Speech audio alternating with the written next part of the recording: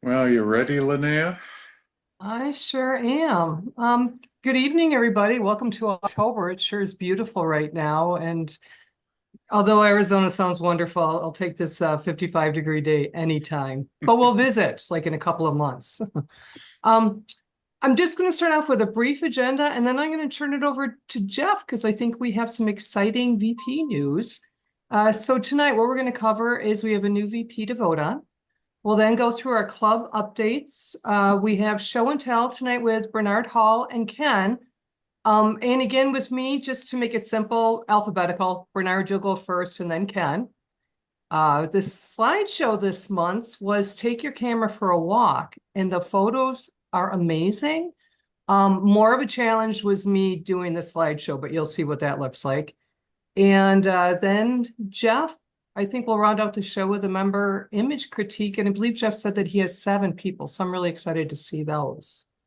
That's the brief overview. Jeff, do you want to talk about the VP role?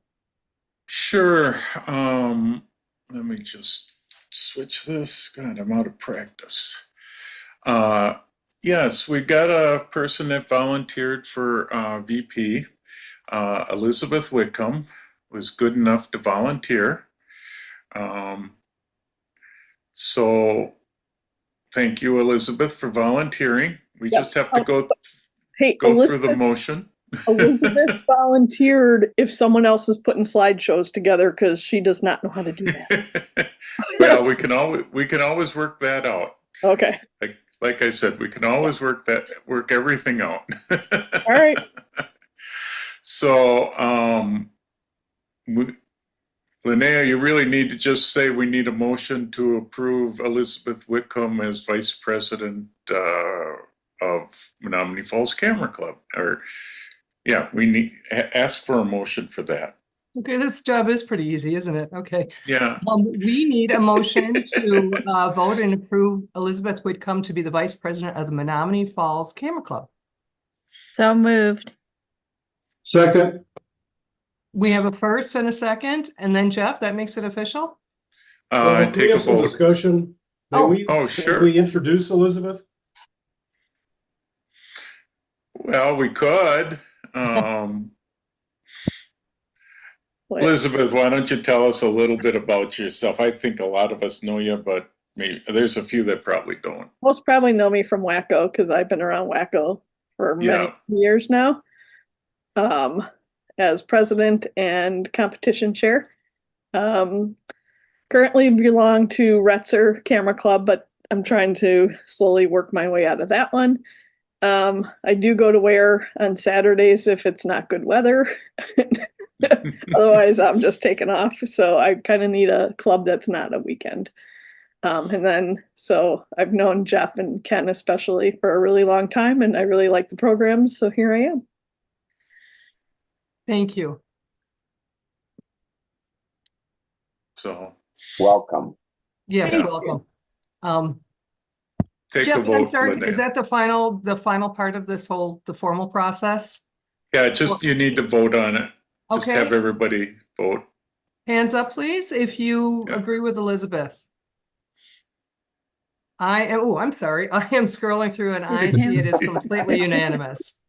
Yep. All right. Well, thank you, Not Elizabeth. usually a problem, but Especially when you're voluntold. I love it. Okay. well then- thank you, Elizabeth. I appreciate it. It's nice to have you volunteer to do it, Thanks. and we'll make the job easy. Don't worry. I'm all about See, it. it's- If Jeff you want to helps. participate in stuff, you should help out too. So Yep. Okay, well, the first thing I'm going to do is, do some of the club updates. Grab a couple of you guys to fill me in on, or fill in all of us on the updates. But the first thing I want to say is in the September meeting, I felt like when it was 9 o'clock, I'm still in the corporate world. When our meeting goes to 9 o'clock, we end the meeting. That is it. So I felt like during September, it became 9 o'clock and probably mid-sentence, I'm saying, okay, meeting over. So I talked to Jeff about this. And even though officially we'll close the meeting at 9 o'clock, for whoever wants to hang around, feel free to. It's up to Jeff to how long he wants to stay and keep this line of communication open. So when I'm here, we will end at 9, but please stay as long as you want, as long as Jeff wants you, I guess I should say. So I just wanted to clarify that. I felt so rude afterwards. No, sometimes there's one or two people I end up talking to about something, and so sometimes I keep the Zoom going a few minutes, and if somebody wants to talk, I talk with them. So never a I problem. really appreciate. Thank you, And Jeff. sometimes it has nothing to do with camera club at all. So I mean, Yeah. it has more experience, especially since a number of us might be moving in the next year, closer to where he is actually. So we may form our own little club somewhere, or at least group. So there are certain questions we have to figure out about. Will they be built? Will we have roads to go on? Things like that. So we're thinking of moving to the same area he is. So, and I think Schulis are also. Yeah. And I would like to ask, are there any new members tonight, maybe? I don't know. I had somebody that I gave a link to, but I don't see them. That would be me, Oh, okay. Adele Schaefer. Yeah, okay. I couldn't remember who it is. With me moving, I Yeah. barely can remember my own name. Sure. No, that's fine. I'm very interested in the organization, so it's great that you have a virtual meeting, and yeah, it looks like a great group. So Great. Well, I welcome to the group. I saw her name on there, and I'm going, I don't recognize that from my list. So, yeah, Well, it's nice to have you. infiltration or Thank new you. member. Welcome. thank you. That would be me as well, Brad Mossing. I've listened in on a few meetings and I'm looking into joining as well. I've been pretty busy and wished I could have attended the Zoom meeting last month, but was not able to. And it looks very interesting. Great. Great. Well, welcome. Welcome, Brad. Thank you. I give out Zoom links so often lately I can't remember who I've done last. I keep a list somewhere, but right now I couldn't tell you where that list is anymore. Never tear down your whole computer system and try to rebuild it in one day. So, and mine's a complicated system. Well, I just wanted to jump right in. One of the things I noticed I absolutely love, hopefully everybody really enjoys and appreciates Ellen's newsletter. I think it's amazing. And every time I learn something, and in fact, I think it was Steve who contributed photos for the slideshow. And he let me know that I even missed the deadline for the slideshow. So, because I didn't read it as carefully as I should have, Ellen. So I just wanted to say, Ellen is much more proactive than I am. So when you're getting your photos ready to send for the monthly challenge, abide by Ellen's date, but I am great at procrastination. So even I looked at the slideshow presentation for October. If I could have your pictures, because I'd love the photos that I'm receiving, by like the Sunday before our meeting. So forget that date right there. And Ellen, you can put it on the calendar and then I can work them into a slideshow presentation, or I can try. Elizabeth, it can be done, but I can try to.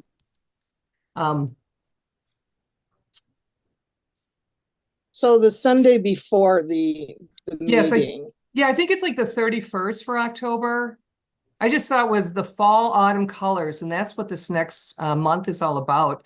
And Yeah. it can be the I beautiful, have you on the 25th, so that's right, which that's fine. I sounds need mine really, earlier.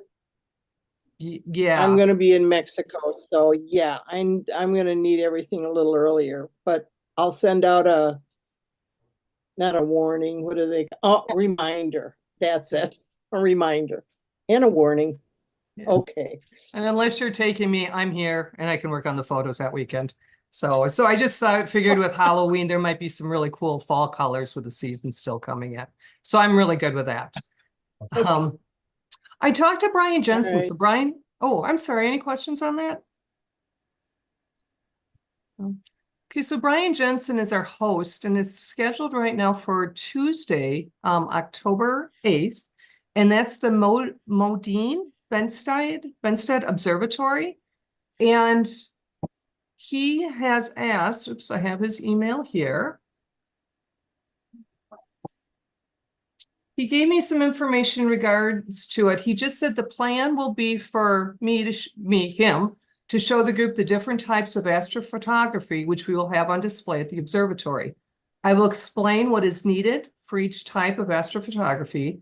I will demonstrate how to do the astrophotography through a telescope and the equipment needed. Then I will allow everyone to view the moon and Saturn through the telescope.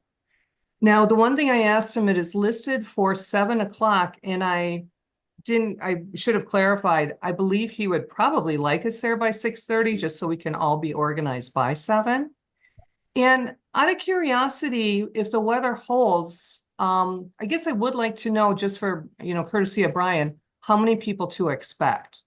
So either if you know now and want to drop me an email or raise up hands, or ask me or Brian questions. But then that again is for next Tuesday, the 8th. Any questions on that? I can make up the answer in Brian's absence. Somewhere we had a map to it. I should either ask him again or see if I can pull up Clint's email. He had a map and everything for it for last year, and I'll Right. see if I can dig that up for everybody. Okay. Yeah, I'm hoping I can go, but I'm not sure. Right. I don't know sometimes till the last minute. And I think a lot of us are like that.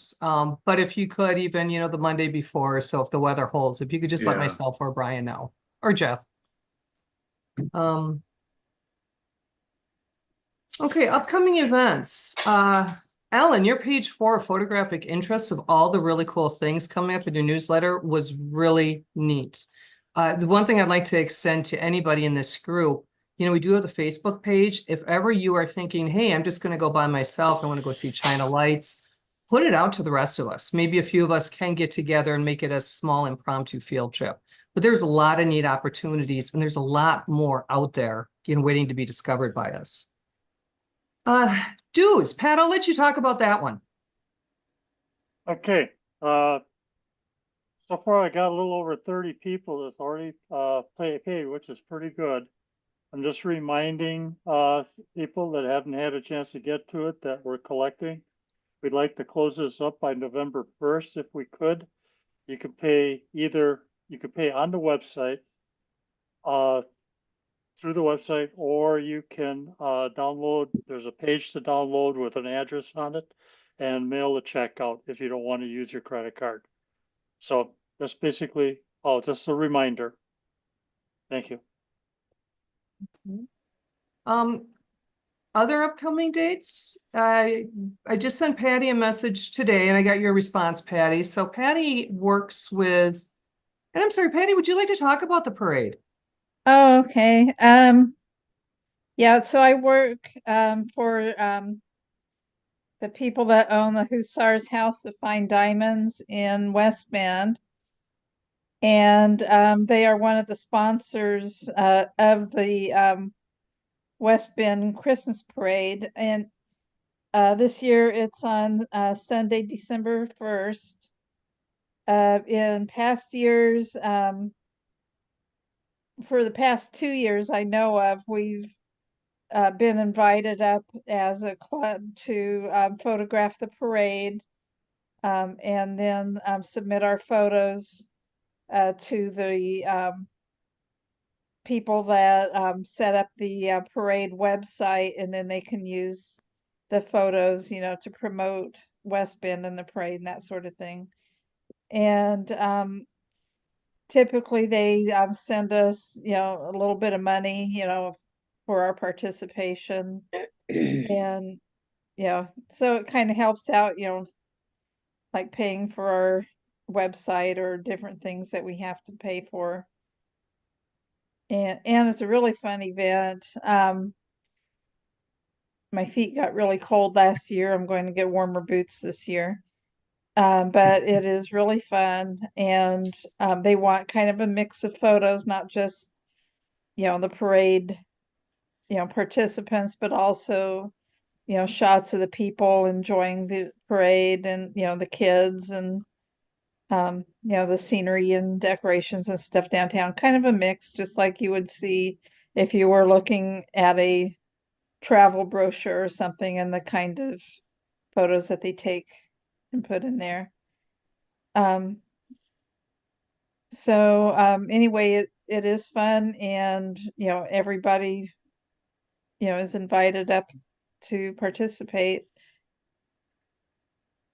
I haven't had a definitive word about it this year yet, but I'll check with Mike. You know, he's had a lot going on, you know, the last couple months, so this is probably not high up on his priority list this time of year, but I will check with him.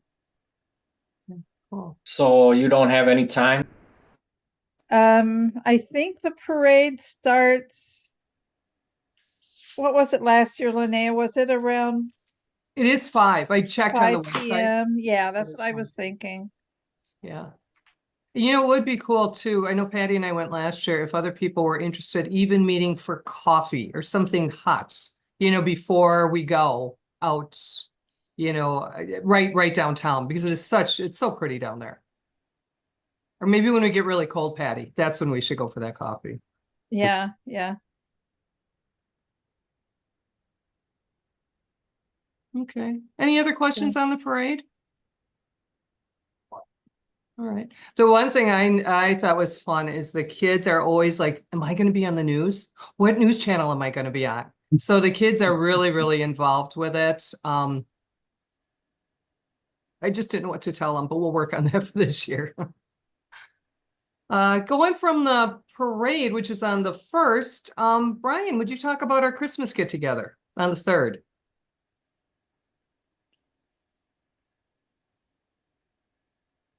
Sorry, I had myself unmuted. Thank you now. So our Christmas party is going to be Tuesday, December 3. So we're advertising a start time of 6 p.m. But the first thing we're going to do is the group photo. Jeff Klug has offered to do the photo this year. But we need, if you want to be part of that photo, you need to be there at 6 p.m. 6 p.m. We're using a shared space. We'll be doing that photograph in the gym, which they call the Trinity Center. So if you're looking for the gym, look for Trinity Center. So it's kind of on the west end of the building. But anyway, so the thing is, there's another group coming in at 6:30. So we need to be out of there. We need to be finishing up the photo around 6:15. So I think, Jeff, that ought to give you enough time. You'll be setting up before. So Yep. you'll be setting up about 1/4 till. And so we need to have everybody in there at 6 p.m. We'll take the photograph, and then we'll be moving out of there quickly, and then we'll start whatever else we're going to do. So there's going to be a judging for what, one PSA? Yeah, the Wisconsin PSA print circuit. Print circuit. So we'll be doing that, and we'll be socializing, and then we'll have our pizza party, which you folks will be taking care of. So that's pretty much it. That's the overview of it. So any questions? We bring desserts like last year. Whatever you guys want to do. I'm providing the space, and so it's up to you to organize it and do what you want to do, please. That sounds good. I think we need to have drinks, and so I think we had quite a few desserts to choose from last year, so a lot of people did bring something Mhm. for after the pizza or before, whatever. Yeah, drinks will be good too. Does Elizabeth know she's buying the pizzas? I do. I We're just not had to telling quick her that yet. I had to quick double check because I'm actually taking a week's vacation in December, and I thought, oh, wait a minute, but it's the next week. Elizabeth, I do have last year's order, so I can Okay, good. send that to you. That was Yeah. the only duty I had to do last year, and I did it. It's pretty good, pretty proud. Elizabeth, the only Yeah. thing you have to make sure is that they will take a check. Okay. We Right. order from the same place. Hopefully that shouldn't change. So Yeah. All right. Linnea, I'll reach out to you. Okay, sounds good. Okay. I think it promises to be a good time. It's a good space, and we had a real good time there last year, and looking forward to it this year too. So Jeff, does anything need to be said about the judging that'll take place that night, or? no, there's not too much to it. We just have score sheets that we'll hand out, and there'll probably be. Usually there's around 90 prints, and then you just walk around and score each print. We'll get them spread out on different tables there, and yeah, everybody just goes through and scores them and hands the sheet in to us, and we send the sheet in to Mary Dumont. For anybody that wants to enter, I think you still have a couple days left to enter either both a black and white and a color print up to 8 by 12 inches in size and down to 8.5 by 8.5. But it would have to be in, I think it's October Saturday. 5th is, yeah. I know I'm mailing Retzers on tomorrow to get them there. Yeah, yeah. So you still got a couple days if you want to enter. So please enter. It's an interesting contest. It gets judged by quite a few different camera clubs across the state. So if you want to see what your images are like or compared to other people, it's a great way to do it. Yeah. And not that expensive to do. And I guess for Brad and Adele's benefit, if like where these pictures are coming from or what club is doing that is a mystery to you, I would default to ask Jeff. So send him an email and he can explain Yeah. everything just so you can take advantage and participate in the next few days. Because I still need to default to Jeff on everything. Brian, I'm just gonna hit you up because I have you on the list again. Has there been a date decision? I saw in the newsletter, the tabletop close-up workshop at Holy Cross Lutheran Church might have been or might be February 12th or April 12th. Has that been further discussed? no, I proposed that we talked about doing it, and I proposed that Holy Cross could be the place. Okay. But that's all we have. We don't have anybody who's volunteered to organize it. So it's a tentative place. I haven't reserved anything, but I think we need to know what it is we want to do, what kind of space we want. I'm willing to arrange it with Holy Cross. But I think it's a question of what do we want to do and what space do we want? Do we want the gathering area to do it there? Do we want someplace else? So it was just kind of a starter in terms of, as a group during our executive planning meeting, we said, well, that'd be different. Sounds like fun. And again, I proposed the place, but then somebody has to take the lead in terms of organizing it and what we're going to do and what the requirements are for the space. Yeah. We'll have to discuss that a little bit. Do we have enough interest that if we hold it on, we're talking holding it on a Saturday, right? Was that what we were doing? I can't remember that far back anymore. Yeah, If- that makes sense. Yeah, we don't want it to be a camera club meeting night. Yeah, it wasn't on the meeting night. It was going to be a Saturday morning. Are there enough people interested? Right now we got 29 people here. How many people might be interested in a tabletop photo shoot? I see 1, 2, 3, 4, 5, 6. Dry ice. Dry ice is the way to go with these. It's so cool. Meyer sells dry ice. Oh, that would be This would interesting. tie- And It's I'm sorry awesome. to interrupt, but this would tie in with our all member show, correct? I mean, because our all member show for the end of the year would be close-ups. So Yeah, this could not be yeah. a great workshop to try and get us all smart on what to do. yeah. I have a bunch of props. I don't know how much I'm going to have left by the time we get to January, because I'm getting rid of a lot of the props that I used to keep because I don't have the storage unless I buy myself a storage locker, which is starting to look like a thing I'm going to need to do. Well, in the But- past, we've asked members, we have done this back at the rec center. Yeah, And I people brought, have just brought flowers or yeah, trinkets, coins, little things that would lend themselves to prevent. to be little the- fabric to take a backgrounds, photograph. that sort of thing. So there was, yeah, there never was there was always something to shoot. Yeah. There were a lot of props, and it just depended upon how many stations we had set up and so on. So that is not going to be a problem. So once it gets closer and once we've decided, but that's February and or April, right? So we have a little bit of time.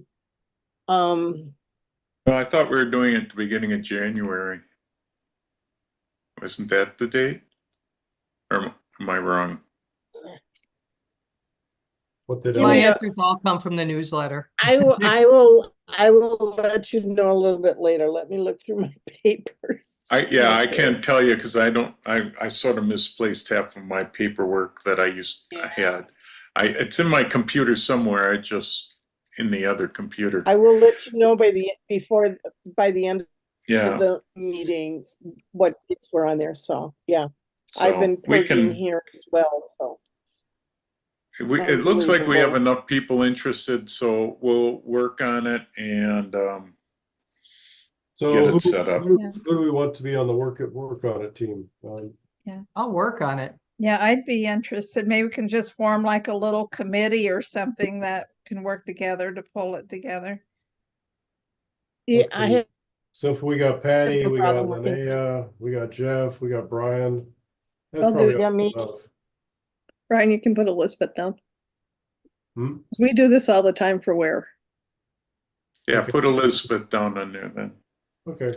I'll We got take that anybody far. that's done this, and especially somebody that comes up with let's do dry ice. I like that idea. Your little martini glass with some water with food coloring and then drop the dry ice in there. It's very cool. Well, I do have fog machines and hazers and lights for bands, so we could, go all out. A little soda and dropping some fruit in there. Jeez. Does Yeah. it, We could does the probably church let us bring wine, Brian? I don't think that's, I don't think you No, want to do that for. then we'd have to respect start of- charging admission. I could bring some tarantulas.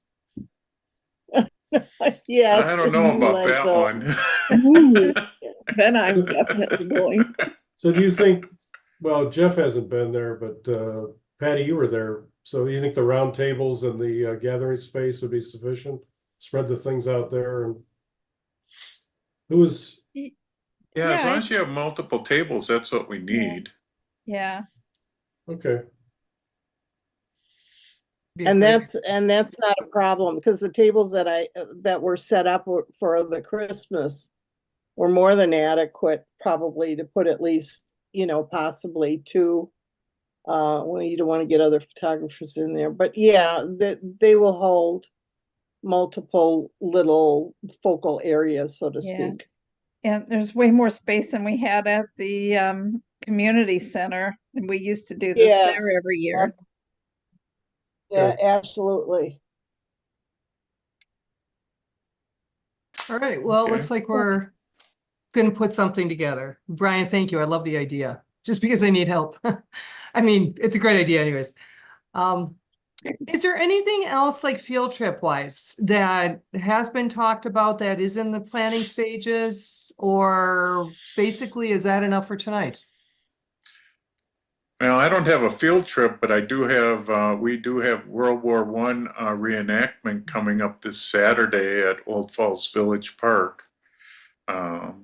Saturday and Sunday from 10 to 5 on Saturday, 10 to 4 on Sunday, with live reenactments at 2 p.m., I think both days.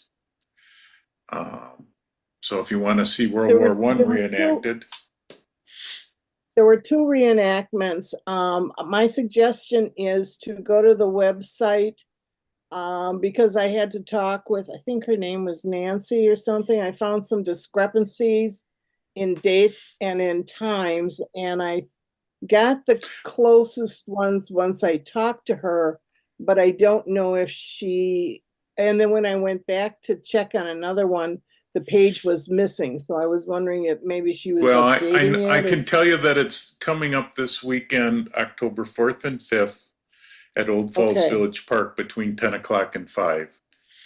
Because I'm Yeah. working there that I'm day, not- so Okay, I'm 100% little- sure World War I is this weekend. Now, we do Okay. have Oktoberfest coming up on October, I believe it's 11th and 12th, but that's really not on the website yet, or not that fully on the website.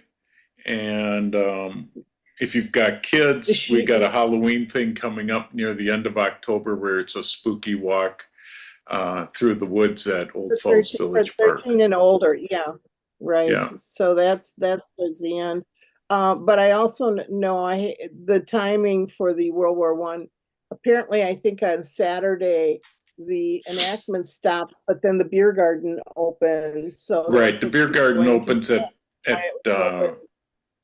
4 o'clock. So- So So Yeah. Ellen has a link for the World War I thing. I opened that up and that It- gives you schedules and everything in there. So just Yeah. look Yeah. for Ellen's link in the Oh. newsletter.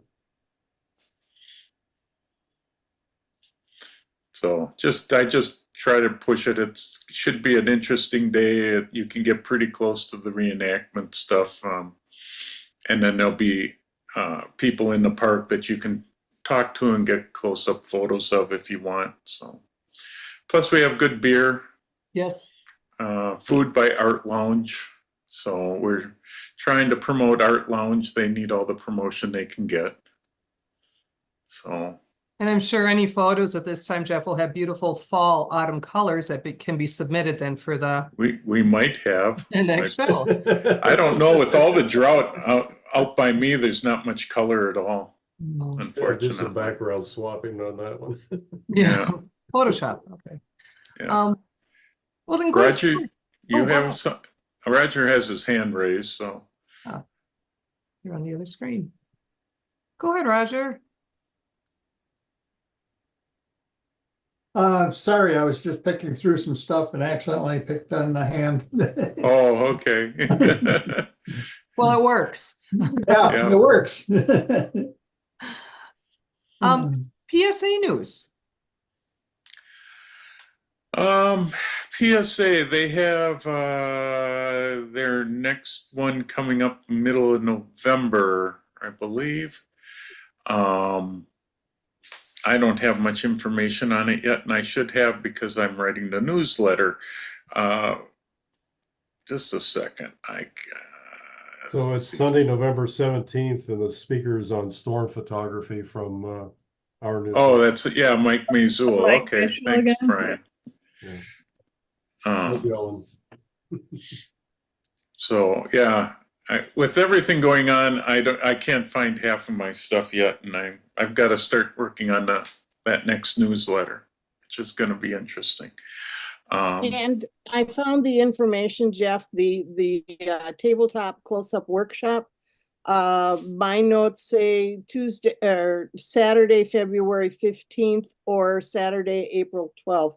Those were the choices that we could possibly do. And I'm thinking, Brian, you said those dates were available for us, No, I have but not said haven't that. committed.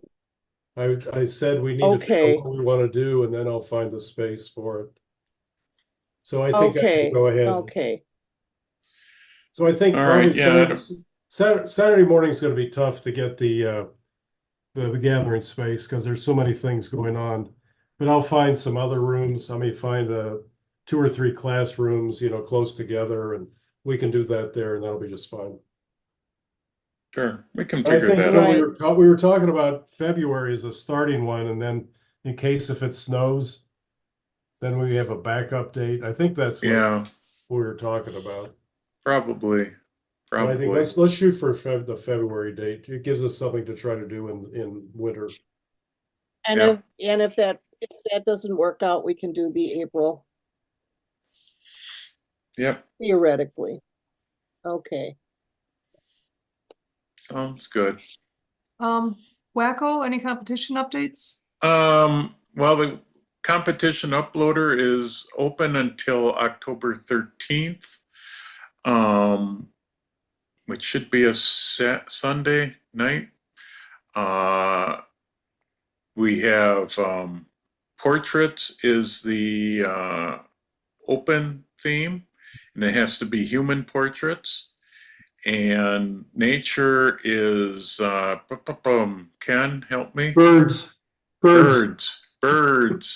See, I knew if I call on Ken, he's all for the birds, so he'd know. So birds for nature, special category. So no hand of man on the birds. It's got to be out in the open or out in nature, and watch out for your backgrounds to make sure that no hand of man is in there. If you're need more information, you can get a hold of me or Ken or Elizabeth. All 3 of us are on the competition. Elizabeth runs that committee, and Ken and I just follow her lead. Yeah. I tried to keep a straight face. I'm sorry. But yeah, the uploader closes October 13th, so get your images in. It's a good time this fall. That's why we sort of do this critique early, so that if you want to see how your images might do, it gives you a rough idea here. But it's a good competition to enter. It's $4 for each section, 3 images per section, and we have all sorts of different sections to enter. I'm not going to list all 8 of them because that's just gets too redundant. Check out the WACO website, wicameraclubs.org, and look under the competition section. You can find all the information there and how to get a hold of me or Ken. So There's also that video on there that oh yeah, explains the that's right. definitions. Yeah, Jim Karofsky created a really good video that explains the definitions of all our different sections. So watch that. It's on the competition page before you go to the uploader. It's a short video, 6-7 minutes long, but it gives a nice definition of, it shows a lot of pictures in that, so you know what's allowed and not allowed. And I think that's it for WACO. Digital Forum, I have Mike Motes coming in October if you're interested in close-up photography. Mike is gonna talk about something on close-up work. I'm still getting the final thoughts. I think it's the 4 seasons of close-up. Something like that. We're trying to get in a little different. If you missed our last speaker that we had on Saturday, he was a very good still life photographer. Had really good tips about lighting on that would apply to almost anything. I will be getting that video up. I had to twist his arm to let us have the video up for a month. I'm going to get it up hopefully in the next week. Watch it if you didn't see it, because I think it's been one of our best speakers that we've had on still life photography, and more to the point lighting and a little bit of composition. So, Jeff, if we're not members of Digital Forum, is that something that we can view? yep, anybody can view it. It's free for the world. Okay, and Just the go website? go to the WACO website under Digital Forum, and you'll see all our videos are listed right there. Quite a few of them too, if you want to just go, except for this one won't be on YouTube. We have most of them are on our YouTube site for WACO as well. So if you want to see them, just look up WACO for YouTube, and you'll find most of our videos there as well. So Jeff, our camera club is a member of WACO. Yeah, our camera club is a member of WACO. So anybody, and for Digital Forum, I let that open to anybody that's interested in coming. Just have to ask me if you're not a member of it, or it's not even membership.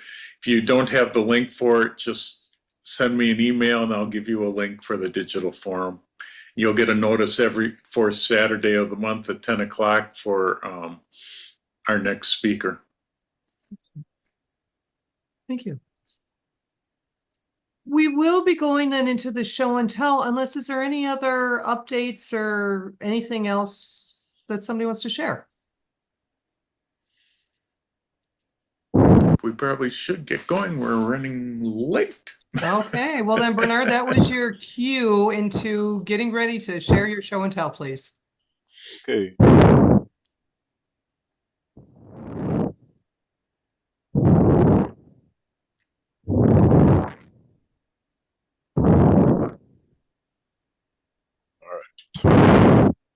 Okay, on last weekend was Doors Open, and so I went on some of them, and I concentrated mostly on churches because I thought that, or my intent was to see that all of the churches would be full of art that would make good photographs. And it was kind of a learning experience because some are and some aren't.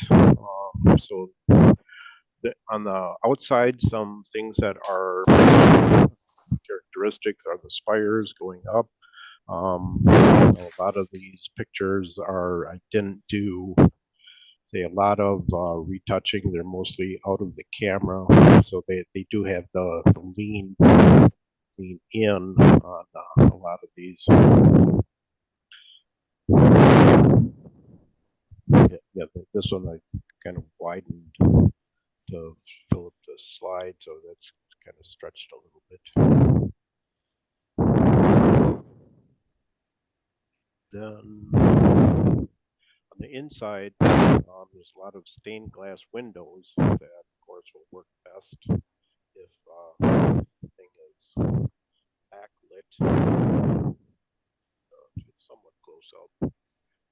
Some are in the ceilings, a lot are on the walls.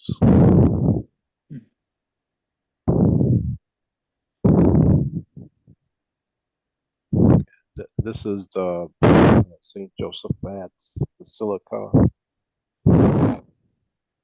On some of these, I took a tip so that flash wouldn't be good because of the distance. So I just used, I didn't use a tripod or a monopod, but so I was using like a 60th of a second shutter speed, but I upped the ISO up to 1600 and got some.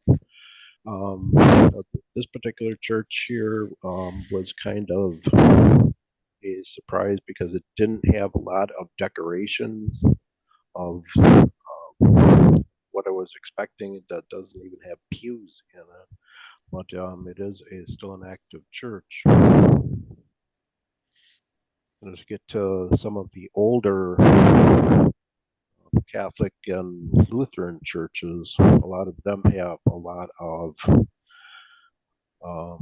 ornate altars and side altars.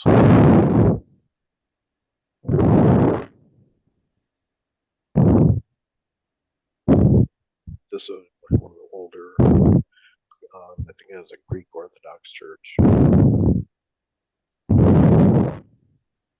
This was the choir towards the back of the church.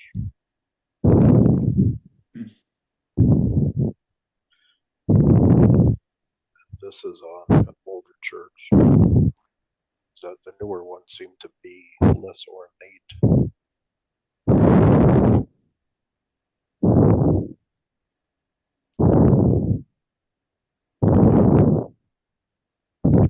This here is more of the basilica.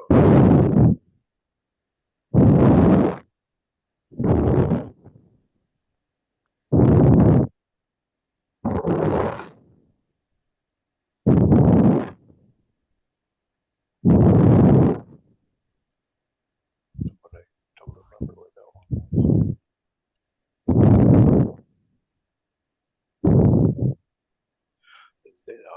Then there's a lot of statuaries, and some of them are kind of freaky. Some are kind of dark, some are light, marble.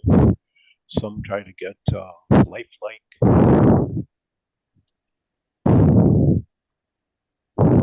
Some have more than one person. This one is from outside. That's another outside statue. Some of the statues inside have like Jesus coming out. And here he's like, "Hi everybody, glad to see you." And then here he's be like Jesus saying, "Well, I'm watching you."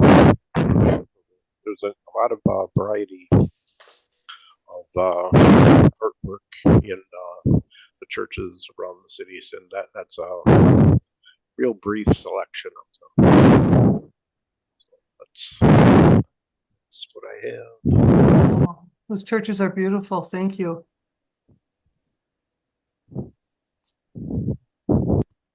There's sure. Ken, are you ready? Yes, I am.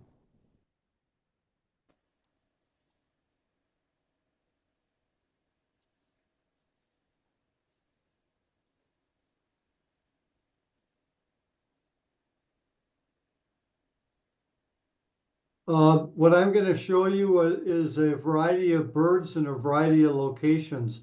So I'm not sticking to one bird or one location like I did with Bond Falls. So this is just a video. There's no music to it. You can just watch.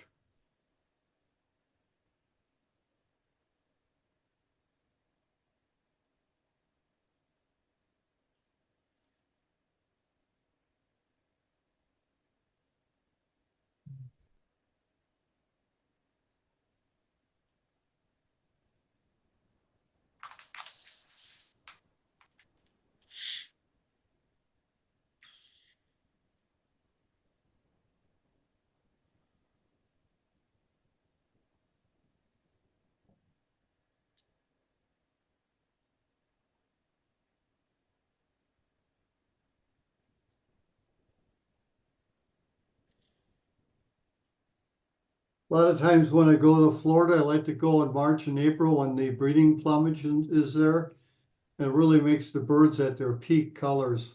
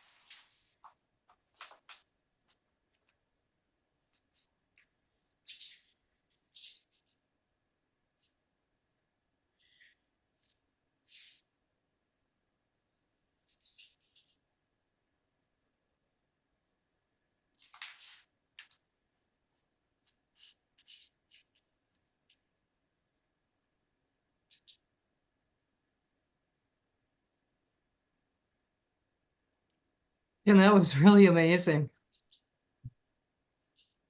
Thank you. Yeah, I enjoy the birds. Quick question, are the majority of your pictures, are you all on land and is it your lens? I'm sorry, what's that? Are you on land for all of those shots? Yes. Absolutely beautiful. Okay, thank you. Well, I'm gonna go into the members, take a walk with your camera slide presentation. But keep in mind, I am a work in progress. And the first thing that I have on my screen is my apology page. Joe, I saw you on here. In the video, I have your name spelled wrong. So this is showing you I do know how to spell it correctly, but I just could not edit my video. So it was driving me crazy. I just wanted to let you know. So just as we have the band, there's 2 software programs that I use all the time. Oops, let me turn this over. Actually, I'm sorry, I have the wrong screen there.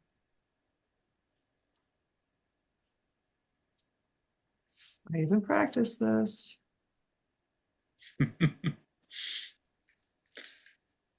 How do I switch the screen, Jeff?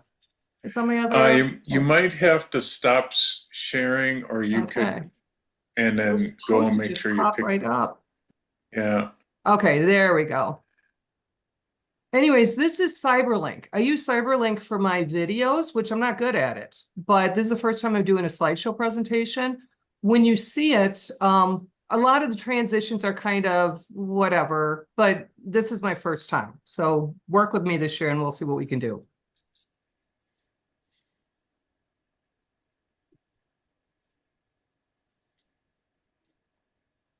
It's working out? You have music with it? Yes. Okay, Is it I'm not moving? hearing I'm not hearing the music, so Are you seeing the slideshow? yeah, we're seeing the slideshow.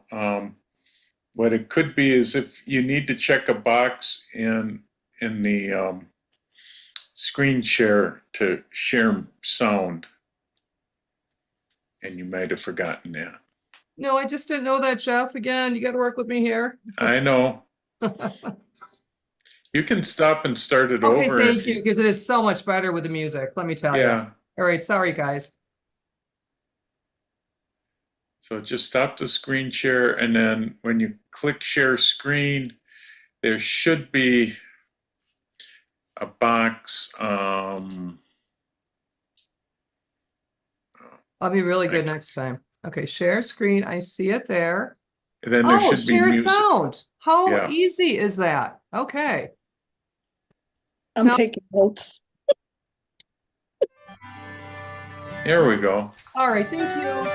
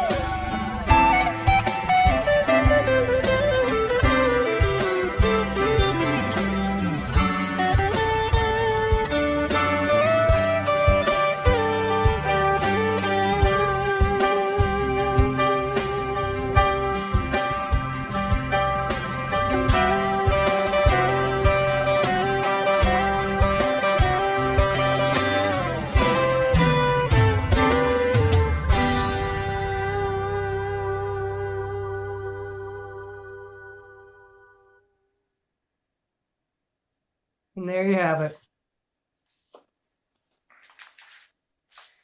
Thumbs up. And Joe, or Jeff, that'll take us to the member critique. Okay. Now let's see if I can do it. I'm here to help you if you need. Yeah. Yeah. Let's see. All right. Just got to rearrange things on my screen. Let's see. It's got to be that.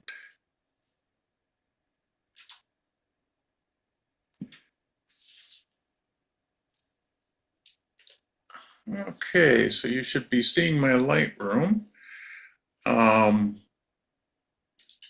Here is the first image that we have we just have a few, 16 images, so we'll go through and make some suggestions. And if anybody has suggestions, sort of shout them out. This one looks pretty interesting. The face is a little dark, so I would probably either try to just get it in the highlights, or probably the simpler way would be to go into masking, select the subject, and hope that it picks the bird, which it did. And then you could brighten them without blowing out the highlights. Yeah, and it looks I would have like, just used a brush, Jeff, and just painted yeah, the brush on I'm the just head. thinking to myself that that's going to be the better way. So let's delete that mask and just go to the brush. And if we check auto mask, which I've got on, then we can just sort of paint, and I'll clean that up in a little bit, just down to about here. And then if you hold the Option key, that gets you your minus brush. And my fingers are slipping tonight. Get the areas you don't want, and then, of course, the area you do want.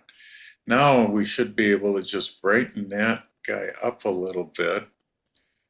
Don't want to go too far because then it won't look natural, but at least that way it's lightening up the bird's face. What does everybody think? Any other suggestions? I'm not real thrilled with this tree sticking out here. I don't know if cropping it might. And it looks like it's already been cropped quite a bit, so I can see. I'd crop in at least to get rid of that blue thing in the water up above. Yeah. I like the reflection.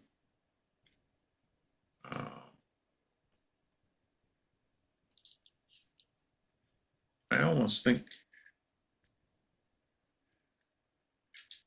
yeah.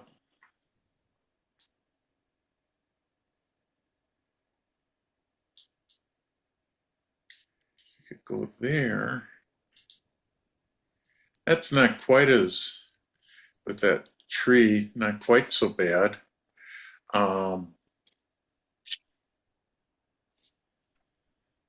I think the bird stands out a whole lot more without the tree, so that makes a difference. What is Yeah. that? Is that a twig behind the bird also, that light area? That's not his feet or anything, is it? No. That's just No. If you weren't going to enter this in nature, you could get rid of this stick. And you could, okay, well, let's see what generative AI. Oh yeah, generative AI just put something there that you don't want. So that helps getting rid of the stick, but you might also look at just taking this, and this would only be as if you weren't entering it in nature. You could, let's see if generative AI would do it.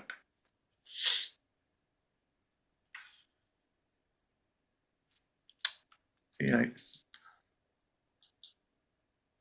yeah, generative AI doesn't always work quite right.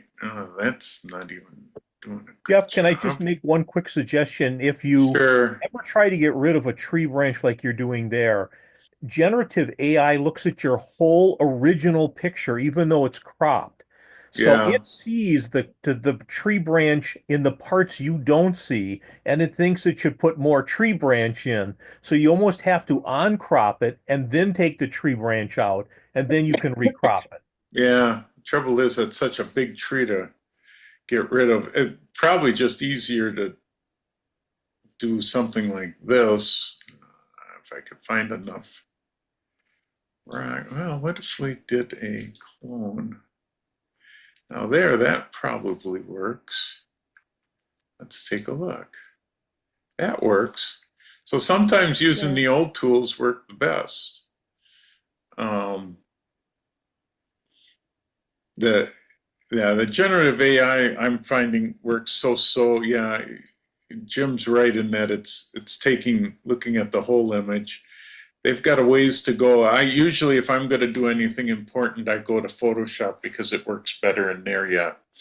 But this would work as long as you weren't entering it again in nature. You could enter it in open because of the two things that we did. But I don't think there's really too much more. You could bring texture up a little bit and a little bit in clarity. Vibrance is already up pretty good.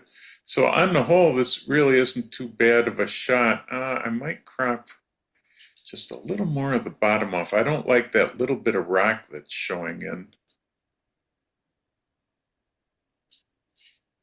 So that's not bad, no?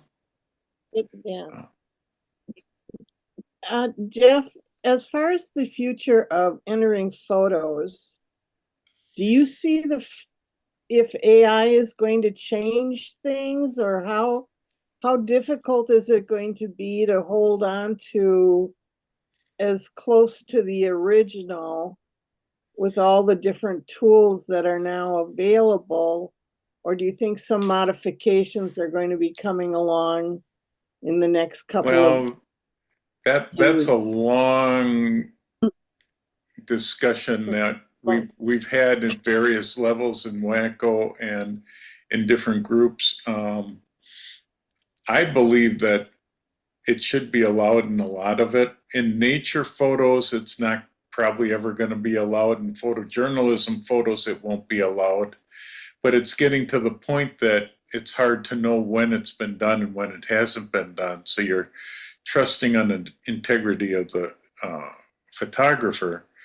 I think when you do some of the stuff like we did here, where it doesn't change the basic photo, it's fine. I use it all the time for expanding photos and getting rid of certain objects, and sometimes adding things that weren't there, but I'm using it for probably a publicity photo where I need to add something. And the Renaissance Fair, half the photos in the booklet that we handed out were completely AI generated. I just said, draw me a photo of a Renaissance Fair person dressed as a juggler, and it gave me a juggler, and I just took those photos and put it in my brochure. Didn't matter because we didn't have any shots from our fair, so we figured, and I didn't want to steal from Renaissance Fair because that gets me into trouble, so I just generated them. So there are good times to use it and bad. It's going to be an argument that will go on forever and ever, because if you look at Ansel Adams, he added things and did all sorts of things in the darkroom that most normal people couldn't do. So if you go by that Right. rule, Couldn't- it's been yeah. allowed for around for a long time. Jeff, can I So- just make a quick comment? When, Sure. at least for Wacko competition information, when you got rid of the stick on the left side of the duck, you use the AI tool. That would not be under the current rules of Wacko. That would not be acceptable. But when you change the rock by using the clone tool, that is acceptable. So it is getting more complicated now because the tools themselves don't necessarily tell you exactly what they're doing. But when you go into the AI tool, that's still currently for Wacko not acceptable. Oh, okay. Then I better not enter any of my photos because I've used it all the time and I don't know when I've used it. So guess I won't be entering. That's the trouble with these rules is I think it stops a lot of photographers who are in doubt of what's right and what's allowed and what isn't allowed. Is getting very blurred. But Well, Yep. maybe instead of behind the bird, that stick, maybe the possibility was to take a burn tool and diminish the lightness of well, it so that you could if we did this. Or you could have used the clone tool right there, Yeah. same thing, and that would work. So that does the Okay. same thing. And actually, sometimes it can do a better job. So, generative AI can be used at times, but not in Wacko at this time. Probably Okay. soon, though. Yeah. All right. Okay. Any other suggestions on this one before I move on? I would just maybe warm it up a little bit.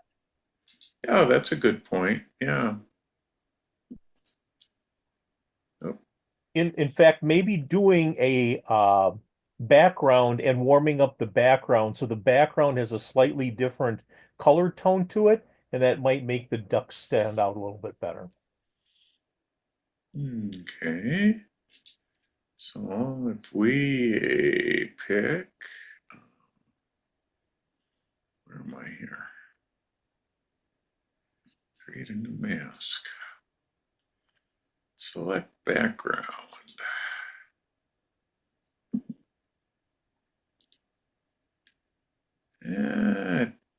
Okay, so that one didn't do a great job with the mask, so we gotta add, come on. Why am I not getting all my stuff here? There we go. Subtract using the brush to get the head out.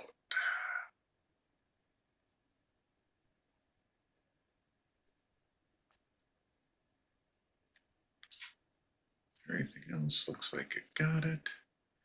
So then we could warm up the background. And then we can leave the goose, swan, I don't know. One. There, something like that.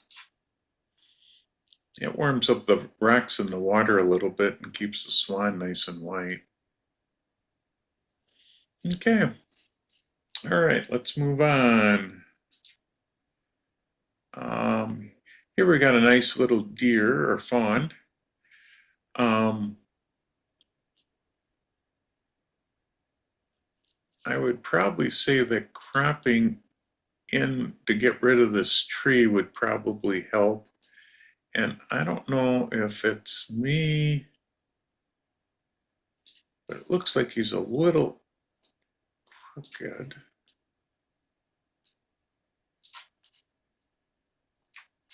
I would probably come in like that.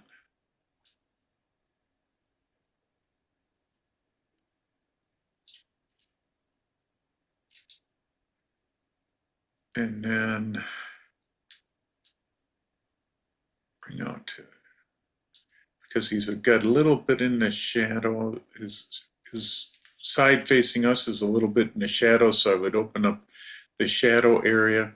Now, sometimes to make it stand out, just like we did with warming up the background. Here, it did a nice job of picking up the background. I would actually, no, not quite that much. Just darken it about a half a stop so that the animal shows up a little better. And then you can duplicate and invert and then brighten up the fawn just a bit, not much. And then while you're in there, because I wouldn't want to do it to the background, is I would add texture to bring the fur out, and even a little clarity, which will bring out the fur a little bit more. And then you could also go back to your background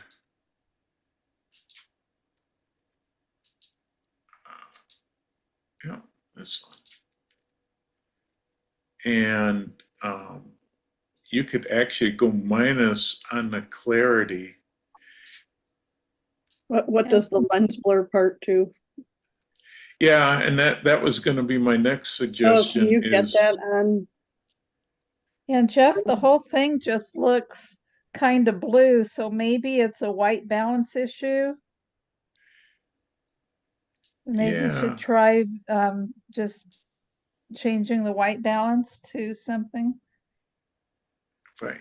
Well, I'm on the background. I think the deer looks okay, but the background looked a little, yeah. I So think now the you- histogram is also giving you a good clue that there's not enough brightness in this photo.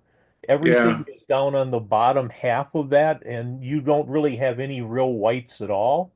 So you need to bring up either the overall exposure a little bit or the whites up, and then decide whether or not you need to clean up the blacks. There we go. Yeah, if you bring the whites up, it brings up the background a little bit more. But the deer seems to be okay. Now we're spreading out the histogram better. But Elizabeth's idea too of going down to the lens blur.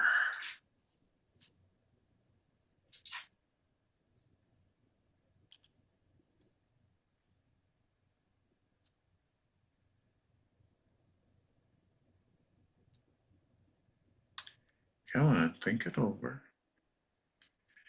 All right, so the easiest way to use this is to click on Visualize Depth so you can see the lighter colors are what would be in focus, and then as you get to the darker colors, it goes out of focus. And you can actually, by grabbing onto these handles, adjust where it is. So the white area would be in focus and the dark areas would be out of focus. And you can play around with it a little bit. If you want, you can actually even, using a brush adjustment, and if you want it in focus, now you could paint in the area you'd like in focus more. Yeah, we'll try to do it. Although it's going a to lot be of trouble with that. Yeah, some days it works better than others, and usually it's when it's sort of iffy in it. But then now you can adjust how much blur, and you can see that you don't want the front to be, or all this to be blurred. You need some of it sharp, otherwise it's not going to look natural. But now it isolates the deer a little bit more. You can play with the different types of blur, although that on this kind of shot isn't going to make a whole lot of difference. And just don't go overboard. I do for flowers, but for animals and that, you can do part way. And you can actually adjust this box to shift as you shift, if I keep going, you can actually throw the deer out of focus in the background sharper. So you can control it pretty well here. It's really a nice tool for isolating an animal, or actually what it ends up getting you is shooting as if you shot wide open at a 2.8 or 1.4. Just got to watch that you don't get any halos, and that it doesn't get too funky around in like this area, blended area here. But it actually is looking pretty decent. I might probably throw a vignette on it just to sort of darken the corners. Not much, just a little bit. But now you've got pretty decent shot. Can you hit your backslash key so we can see before? Oh, sure. There's the original. There's the finished product.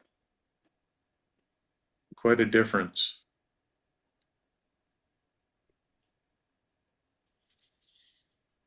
Okay, moving on. Oh, we got a good race car.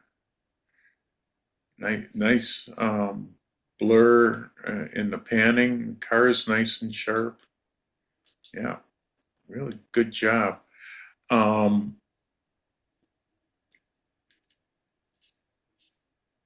Just trying to think. The back end of the car is a little dark. I would maybe try to open up the shadow area a little bit more. Let's see, his histogram looks pretty good. A lot of times I will bring the shadows up so that I can get, I like seeing the wheels, the rims and that back in here. So with opening up the shadows, I wouldn't want to adjust the exposure much, because then you blow out the nose of the car and everything else. It's maybe just a tint, but it's really close. I do like to add a little bit of texture and clarity. It always sharpens up the car. Maybe lose that little bit of pavement there in the foreground, so it'll be all grass across the bottom. Yeah, that probably would help. You just cropped it up like this. Actually, I know I get a lot of comments from people. Sometimes it almost works even better if you just do this to focus on the car. Now makes it almost like a panel, but it gets rid of everybody. When I've talked to judges, the judges don't like this stuff back here. And if you bring it down like this, and boy, you got it nice and level, you're better than I am when I try to do it.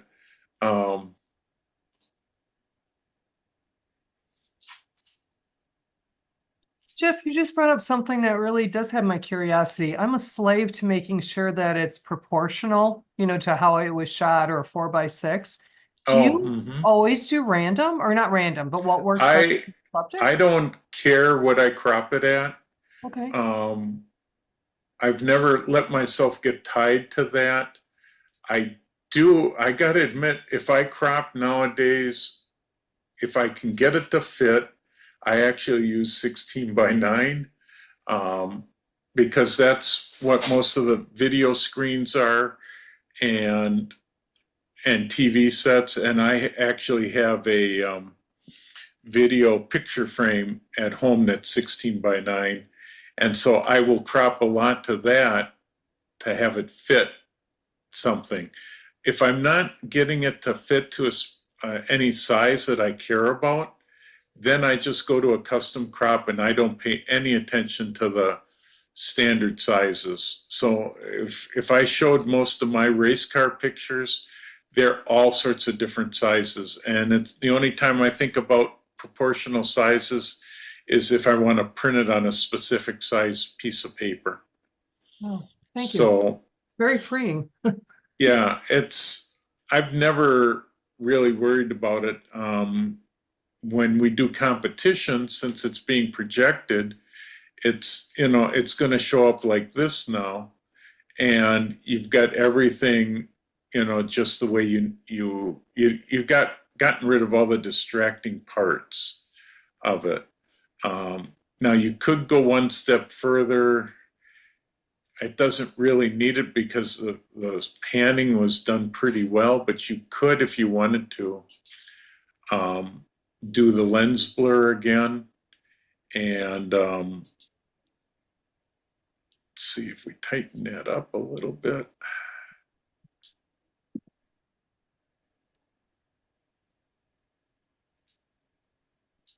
And again, I wouldn't do overly amount of blur, but you could, if you wanted to add a little more blur to it.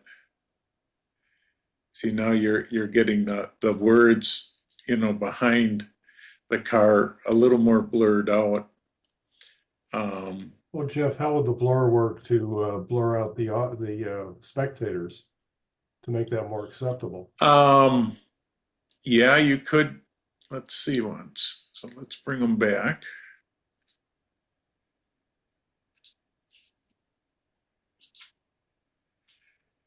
And let's get back down there. So then you could go more, and that does, make it a little less noticeable. You still get these bright spots that your eye can be drawn to, especially up here and here and here. But you could even, spot those out just with the clone tool. That really stands out a lot more now. Yeah, if you crop it down under the umbrellas a little bit. Yeah. Yeah, See, that and to would be me, better that- because that top of the wall is like there. it's like having the horizon line right in the middle. Right. I agree with Patty. It seems as if it was two separate pictures that are almost put together with that really, whatever the top of the posters are, separating it. Yeah, that red car though, that's really grabbing my eye. Yeah. Change the color of the red car.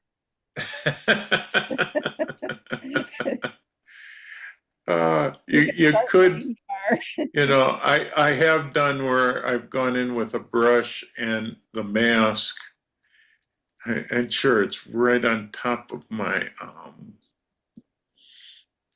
the car, but you could paint out the car and then just drop the exposure of the car so it's at least darker. You could probably, And desaturate the red. yeah, or just even change the color of the car. Or go That's back not, to the original when you didn't have that top blurred. let's see. And then drop it down so it's not quite so saturated.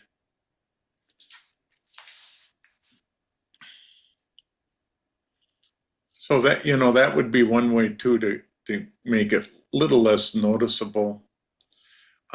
Personally, I've gotten to the point where I like it about here. But everybody has their own taste on how they might want to do it.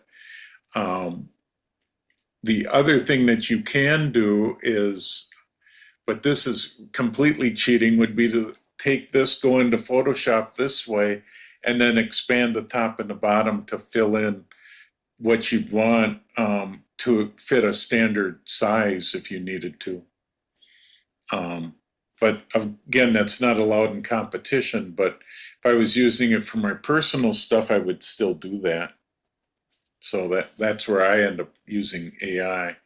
But Jim, this is a nice shot. I mean, you got the car tacked sharp.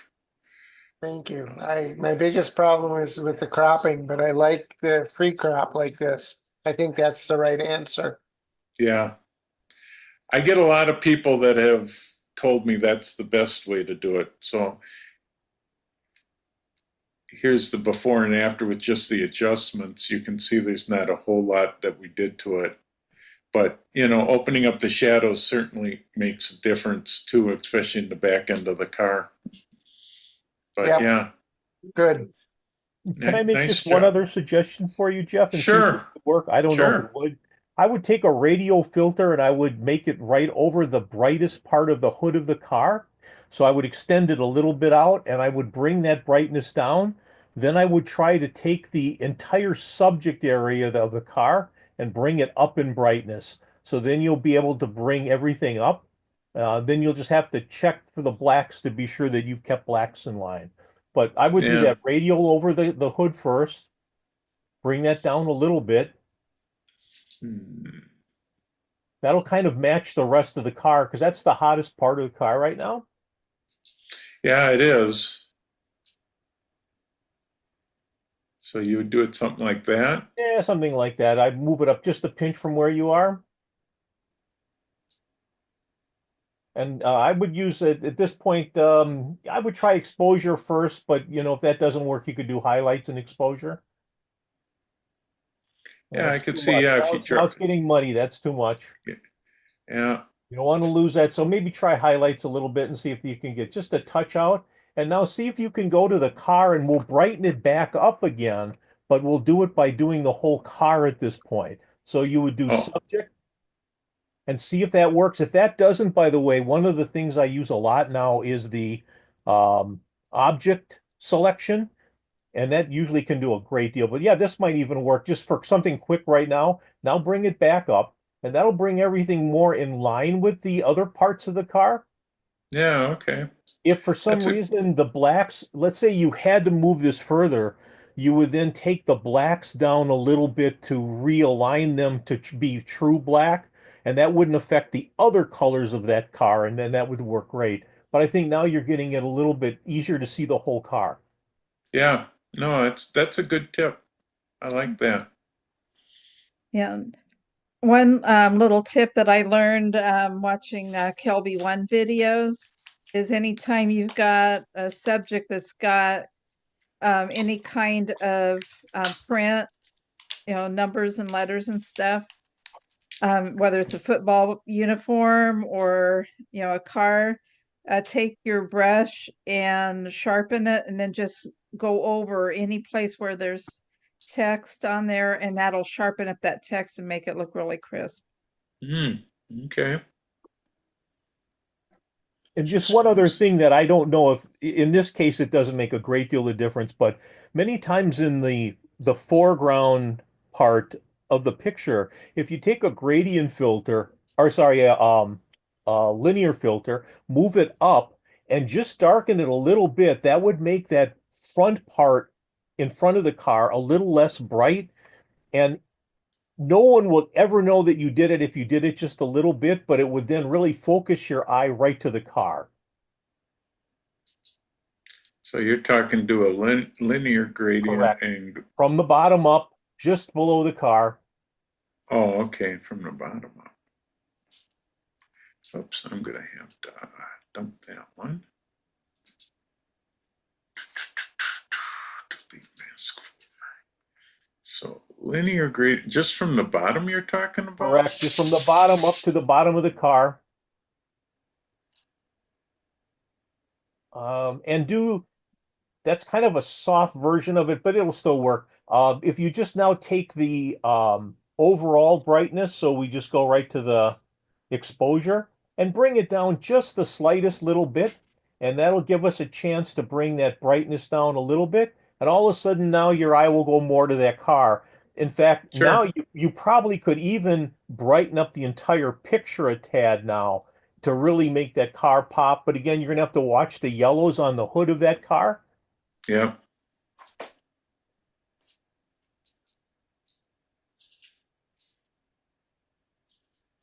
But again, you could always go back to your the gradient that you put in before, that radial gradient, you can always bring Right. that down just the slightest hair, and then that will bring that all back into alignment again. Sure.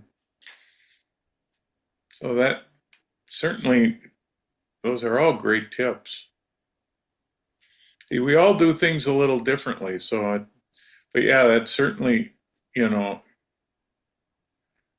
before and there's after. Yeah, you might have to lower your white a little bit because it's blowing out the highlights on the white areas. Yeah.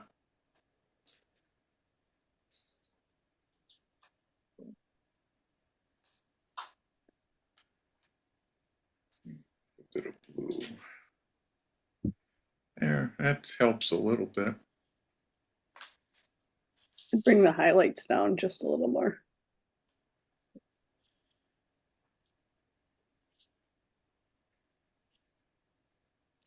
Almost need to go in because, like, let's see, that was this mask. Just bring that one down. Let's see. Oops. Yeah, that's pretty much. Those are all great tips, though, on just darkening sections of it.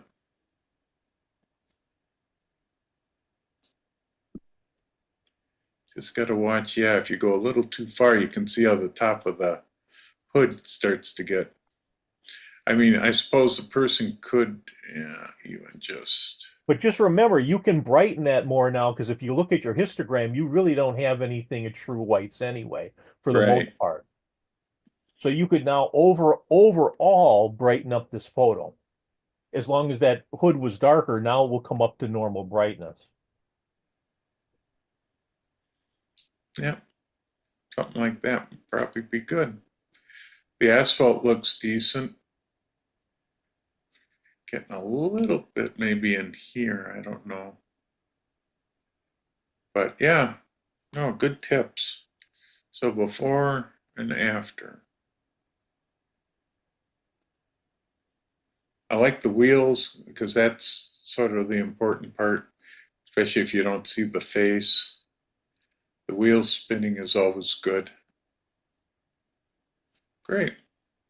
Now, if we keep doing this, we're going to be here all night, I guess. But now, this one, I don't think I need to do anything with. This is a really nice shot of that jet. I can see I got the highlights or shadow area warning showing up. I don't know if we can. Yeah, just bring up the black only a little bit. Yeah.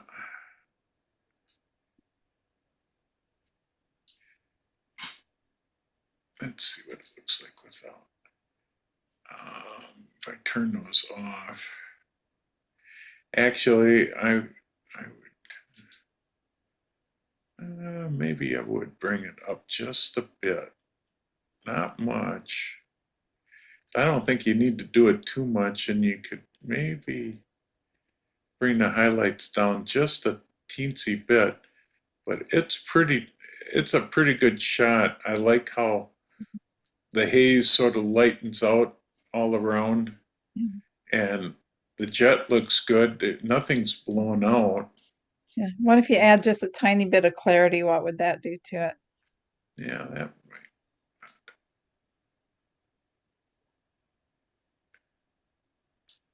Yeah, because you're getting good depth in the blacks in here, so that's nice. The whites aren't blowing out, even in this area. I think, all in all, that's a pretty good shot. Little dark cloud area above the wing on our left, that could go because it's kind of distracting. That, But isn't that The the back of rudder. the plane? That's the rudder, isn't I it? think that's the rudder of the plane. I thought the same thing at first. Yeah. Who needs a rudder? Yeah, we could make it go away, but I like the shot. I think it's a good shot. Just, just watch your highlights and shadows. You got good shadow depth in here, and underneath the wings, you still have good detail. So there isn't much that I'd be doing with this. I mean, you could see just a little bit, opening up the shadows a little bit more and dropping the highlights just a tad.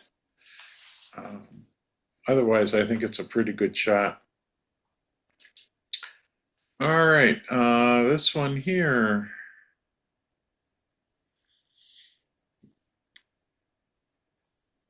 Well, to be honest, I don't see much I'd do to it. That looks good. It looks good to me all the way around. If anything, you could bring up the blacks, or actually open up the shadows just a tad more, but not much. And maybe just drop the highlights. The shadows are a little blown out. You can see where the blue pops up there. That's black with no detail, but I don't know. That's just being super picky on it. It looks sharp.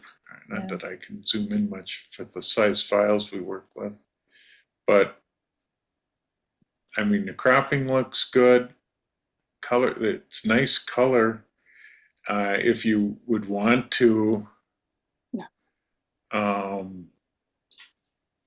lens blur would be one that you could, blur the background a little bit more. Let's see what it picked. Yeah, it looks pretty good.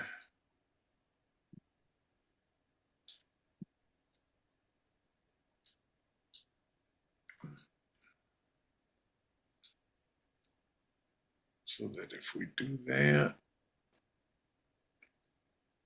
I mean, you could, turn that up pretty far and, just blur the background a little bit more. Yeah, it's nice. But, I mean, I'm kind of wondering about the grayish color in the wings there. well, I was wondering that too, but it looks like I mean, you got this white here, and these are grayer. It looks like it's natural to the bird, but I don't think so. Mm-mm. Can you hit your backslash key? oh, I don't want it to be. I hit my wrong button. See, it's gray no matter from the way it started. And look at the color of the feathers compared to the body. It's definitely a darker color feather. Especially you look at, right underneath in here where it's white, that's definitely a darker feather shade. The feathers are lacking detail though. That's what kind of surprises me. Getting close and it's blurry. Did I didn't do that in here, did I? No, that's not affecting it there.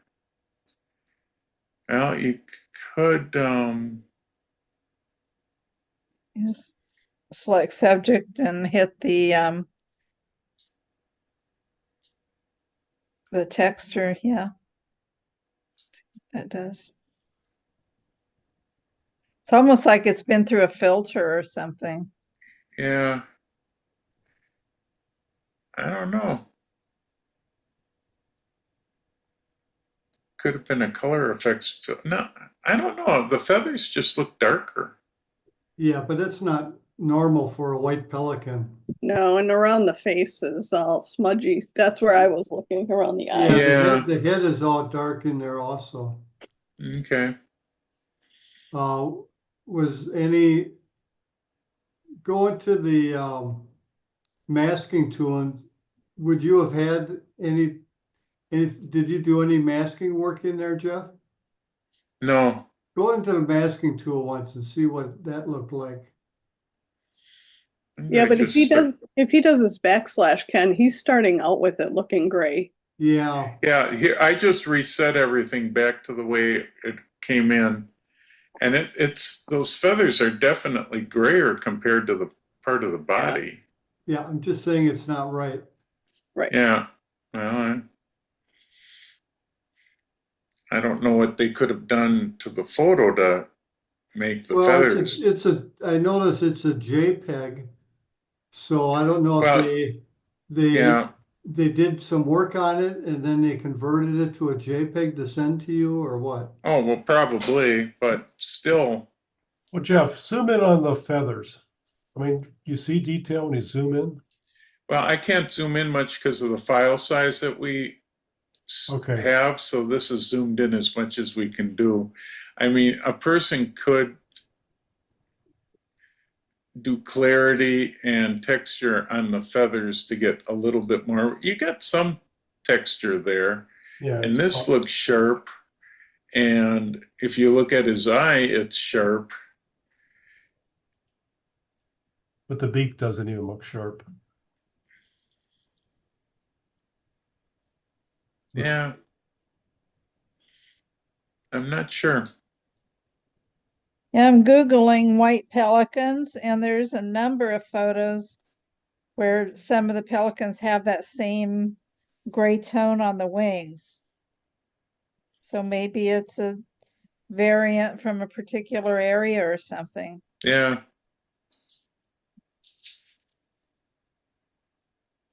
I don't know.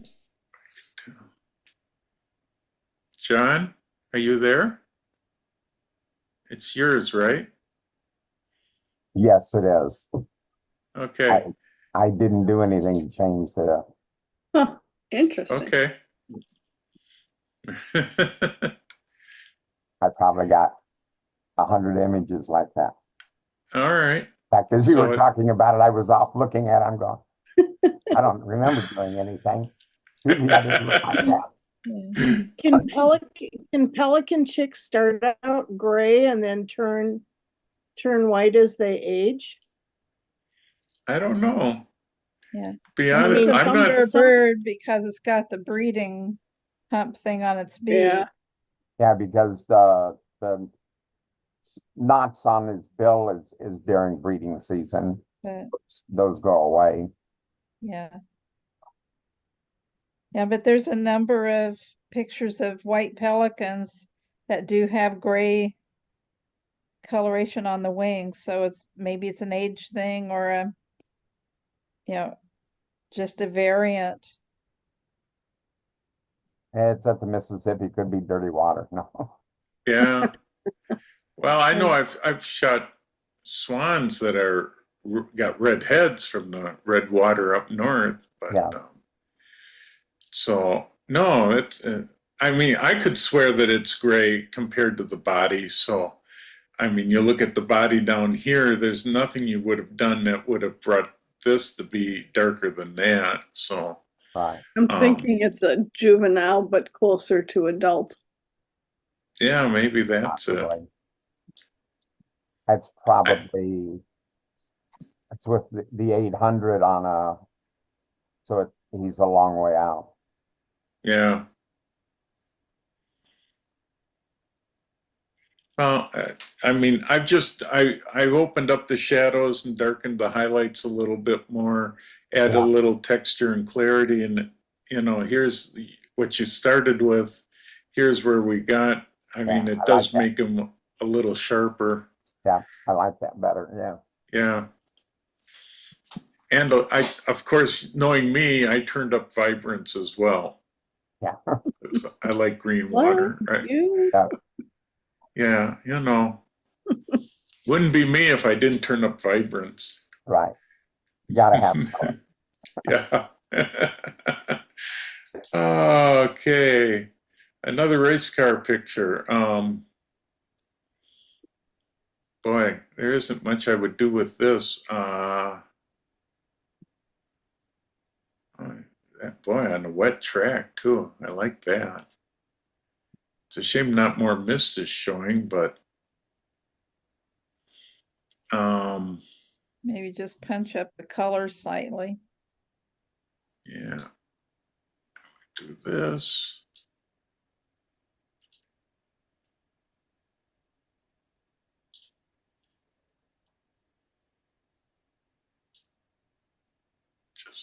maybe, let's see, just blowing out the highlights a bit and might open up the shadows.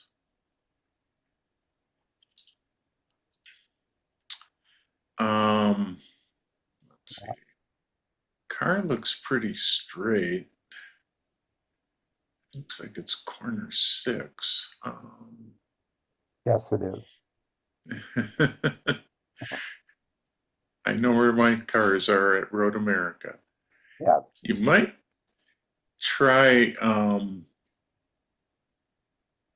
this filter again. Let's see. Yeah, I'd never used that. But This works nice for getting that concrete barrier a little more blurred.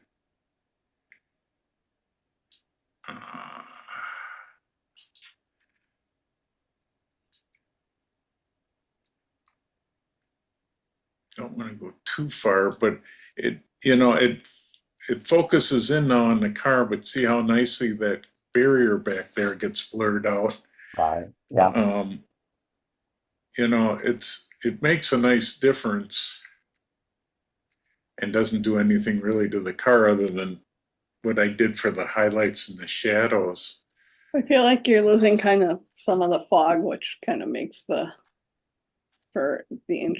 interest in the picture. Yeah. I'm surprised we don't get a little bit of mist coming off the back of the car. Yeah. It was For as wet starting as to it dry was. out. Nice shot though. Thank you. Yeah, there isn't that much that you really need to do to it. You get your shots pretty good. Thanks. Okay, let's keep moving because we got 7 minutes and a lot of photos go. All right.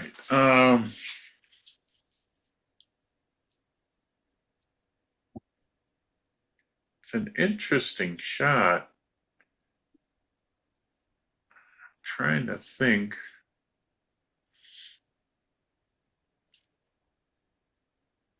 Yeah, the highlights aren't, well, the sun, of course, is blowing out. How would that look in black and white? I was just gonna say that, push black and white. Yeah. I almost think I like black and white better. You're right. Something weird with the color in the grass. But I like the black and white. Wondering if a person did just a little negative clarity to blur the grass out a little more.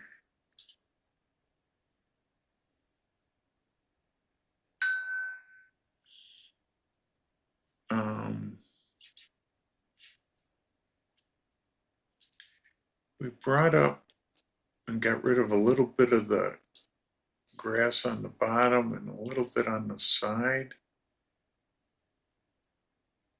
Would that be better? I don't know. I liked it the way it was myself. I do too. Yeah. It seems like you're More losing your open sense of prairie. space there. Yeah. I mean, I like the open expanse, the feel. Yeah. Okay. Hey, I'm open.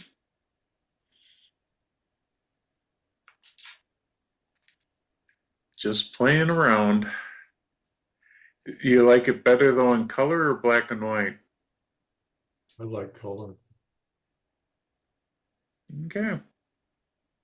That's just one person.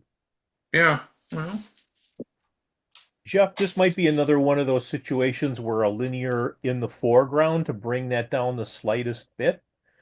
But then if you were upset with the color of that grass, you certainly can work with that too. yeah. Oh, you're right though, linear to help darken the foreground.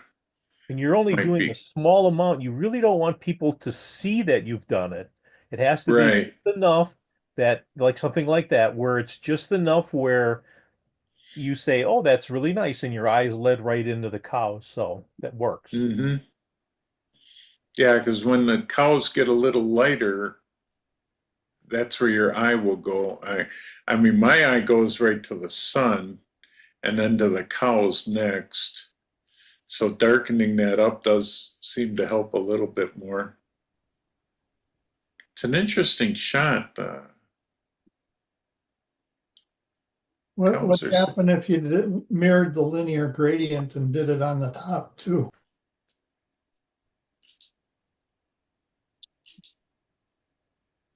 You could do that. My concern would be those clouds are going to get really, really black. Yeah. That might be all right, but I wonder if, yeah.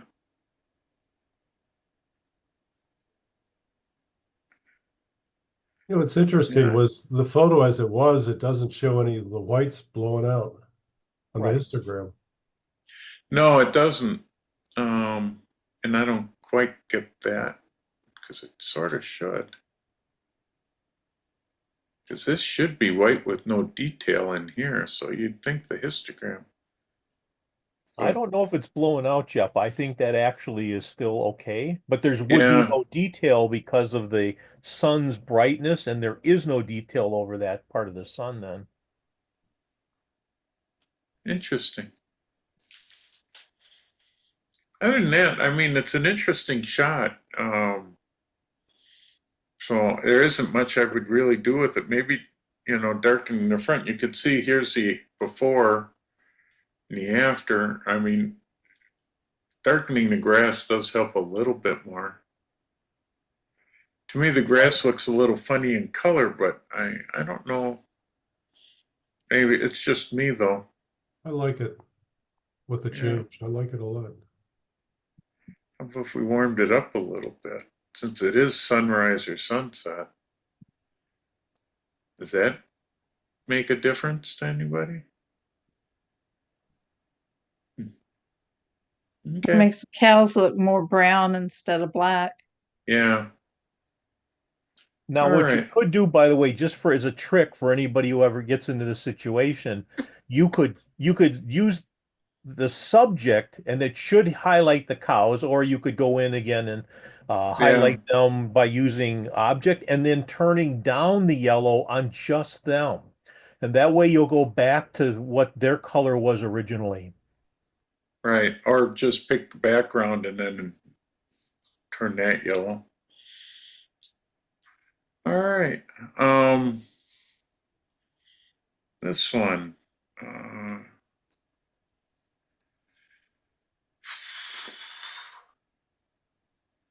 Got a lot of interesting colors in the hills. I would maybe just up the vibrance a little bit more to get the colors in here, the magentas, all throughout these hills a little bit more. You could, the only thing that I'm not liking when I do that is the greens. So you could go and grab the green and just desaturate that just a bit. And you could, if you wanted, even using this point color setup, grab the magentas and actually up their saturation to make them stand out a little bit more. Don't you think If the you hills use should the be a little dehaze, brighter? what would that do to it? Oh. What was that? Was that Brian? And don't you think the hills need to be a little brighter? Yeah, yeah, you're right. They could be. I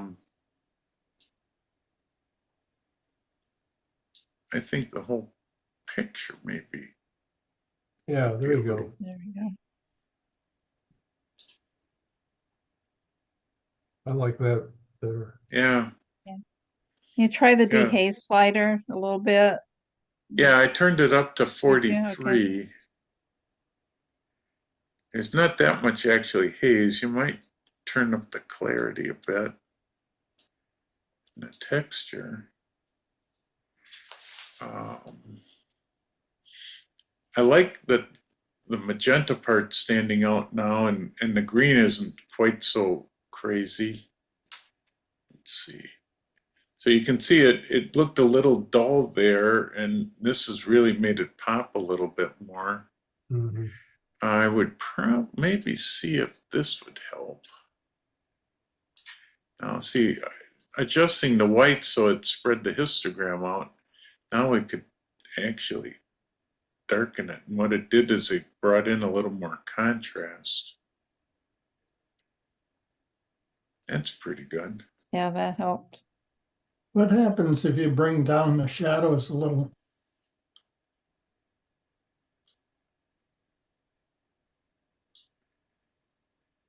Like that.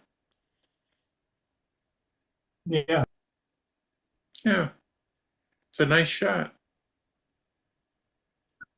Get a little bit of a leading line with the valleys in here and the rocks popping up. And now the color pops. So here's what you started with, and you can see Yeah. what we Could came probably up with. crop a little bit of the sky. Yeah.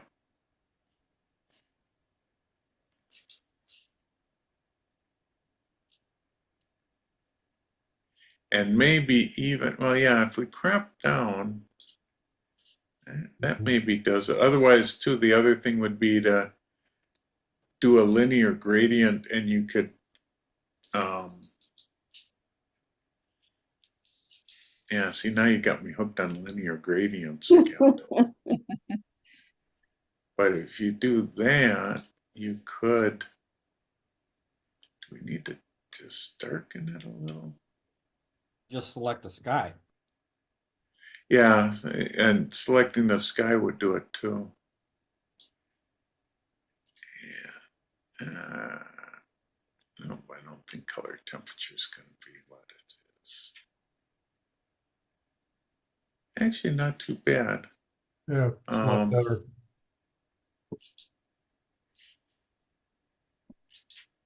Look out, though, you do have a bunch of dust spots. And I'm not going to clean those up tonight. But there's before and after. Not bad. Yeah.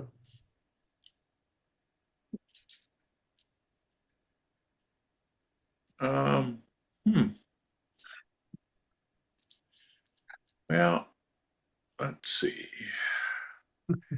Now we're going to go over, but we're almost done. I think I would crop out that ugly vent. I certainly want to keep the sign in.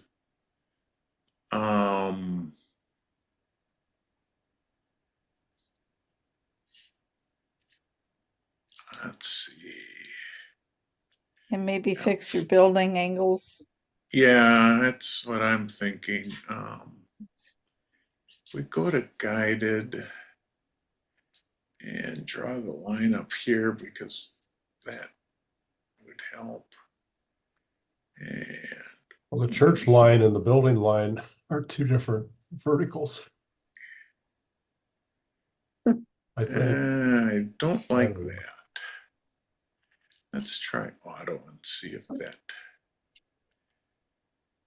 auto might be all right.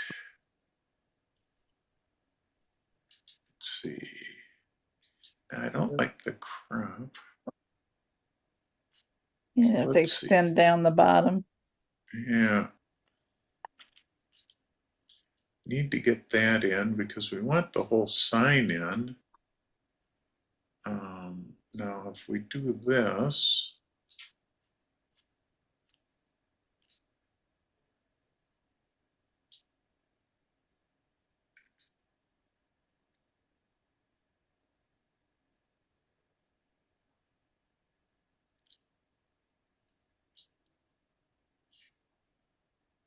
how's that for a crop at least? I would take the top down to the tree line. Okay.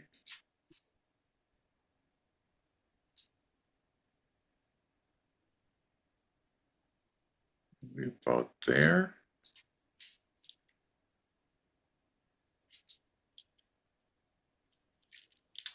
Now,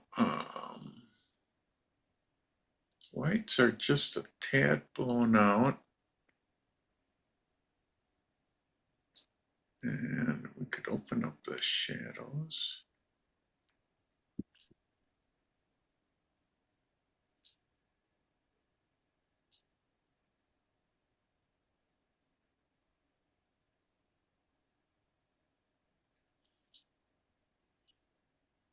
And let's get it a little grungier.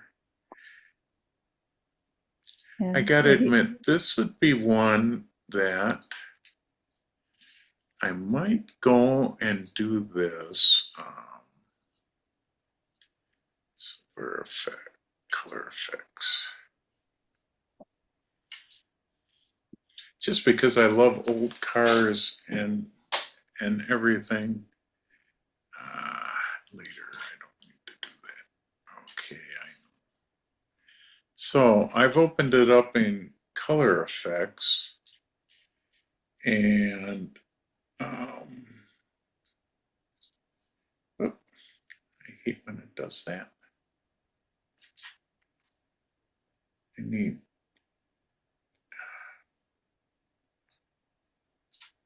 detail enhancer. That gets you a little more grungier of a look, which I think with the old car, plus it brings out a little bit more of the ice cream part in here.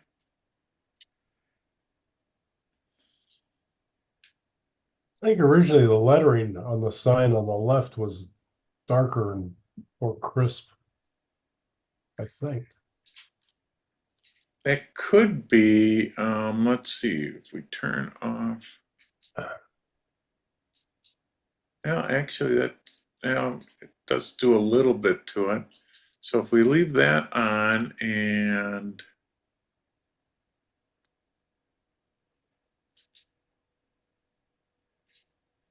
do a, By the way, they do have great ice cream there. yeah, now I have to go out and get some ice cream.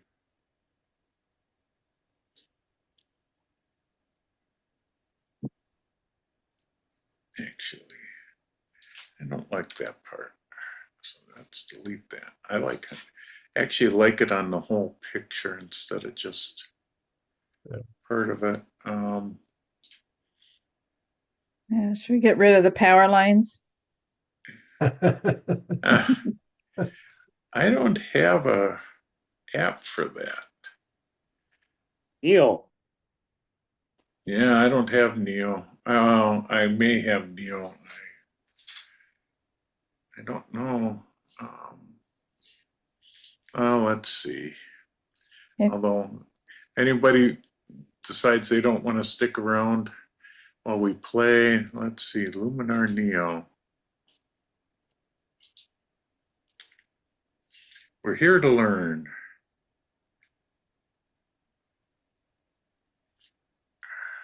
On 1/20/25 is coming out this month and they're putting in power line removal. Yeah, I don't remember if they had anything in here for that. Yeah, you have to go to edit. Up top. Yeah, up top. Oh yeah. I don't And use did this they- often enough. And then erase. Second one down, Erase. Yeah, second one down. remove power lines. Oh, okay. Hey, somebody uses this more than I do. I just tried it. Oh, and wow, look at It that. does a horrible Wow. job on my pictures. It works for everybody else though. It worked on this one really I well. know. Isn't that amazing? Who That was needs pretty electricity? fantastic. That's just blows my mind sometimes. And that does clean up the picture nicely. It also removed the post for the stop sign. Yes. And Oh then yeah, you it can did. click Restore. Jeff, under erase, click on restore. And just paint in where that was. Or remove the stop sign. Yeah, that was my other. So then if you, Did you click restore? Oh, well. oh, yeah, I did, but it actually got rid of it, which actually I would probably, I hit erase. So I guess I'd just get rid of the sign anyhow. I like it better without the sign sitting there. Huh. See, I haven't used Neo, so gotta admit, that's not bad. There's a couple of funny glares. See if they'll get rid of that. Yep. Okay, well, we'll hit apply.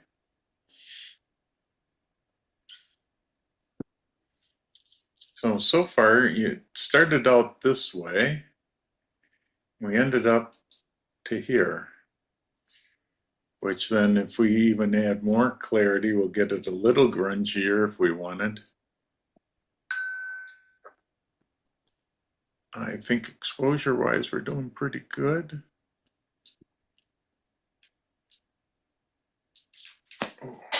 I haven't worked this hard on a photo for a while. I'm getting a cramp in my arm. What do you think, everybody? Does that look pretty good? Yeah. Mhm. Okay, so you started out with a really good idea, and we just cleaned it up a little bit. And okay, let's skip that one. That's just one of mine. Oh, an interesting aurora. Boy, I haven't got any of them so far. There really isn't much I would do to this, to be honest. It's got good color saturation. Everything looks good. I think I tried to And take out the person in the bottom right. Is that a person? is there a person The there? dark Or- shadow there. I see the shadow. Yeah. We could, Yeah, I guess my brother's there. ah. So what if we did that?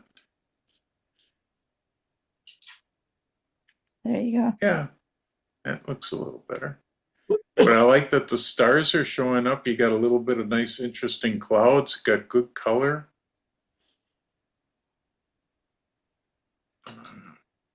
It's a little noisy. You could run it through a denoise thing. Other than that, but the trouble is, if you run through denoise, you might lose the stars. So that would be a problem. But I think it's neat. I haven't been able to catch any of the auroras. They've been happening too late at night. Yeah, I better keep moving. I just was going to show this. This was from our digital forum guy that we had a month ago. And this was a shot where I took and flopped it to get 4 corners. This was actually a sunflower. And by multiplying and flipping it 4 different times to fill up the frame, I got this interesting pattern out of it. So someday I'll run a demo on what I'm doing to get stuff like this, but it really gets a nice set of even patterns and is something a little different. I got it from that one fill I think that we had at Digital Forum. Oh, I like it, Jeff. Jeff, how would you crop this? Where's the story? That's my biggest problem with this. Boy, Too many stories. I It's too guess busy. it's the angle. I think it'd be better. I mean, I don't think you could be. I would probably go with the car. See, I don't like that pipe. Don't need the official. If you hold your L key down, lights out, then you can really play with it.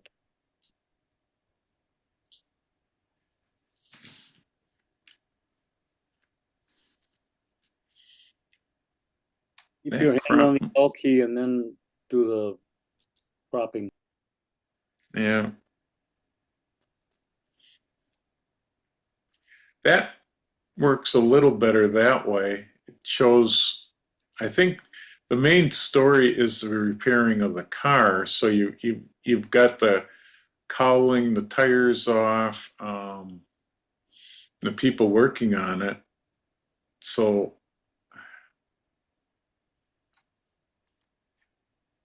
yeah, it's a tough one. I like your idea about the way you crop. I've been restricting myself to sizes more than I should, and I should work on the picture. So yeah, I'm going to work on that. I found, yeah, I just, because I could do mats and that any size I wanted to, that freed me from having to worry about a crop size. And this way, you know, you're cropping for what works for the picture, not for a set size. So I've never worried about that. Yeah. But this would be about the closest you might get. You could do color effects and detail enhancer, which would get it a grittier look and more detail in the car and in the tires. That's okay. You can move on if you want to continue Yeah. somebody else's, but thank I you. don't know if yeah, and then I have another one of mine where I did that flop again with some flowers and that, and did some plugins. Someday we'll talk about that. This one here looks interesting. That was Renaissance Fair at Old Falls Village. I would certainly be cropping, because the one hard part at Renaissance Village is that your backgrounds are really hard. They're bright, and there's not much you could do about it. But if you crop down like this, I think that helps a little bit, gets rid of some of the brightness. And then if you, I think, select the background,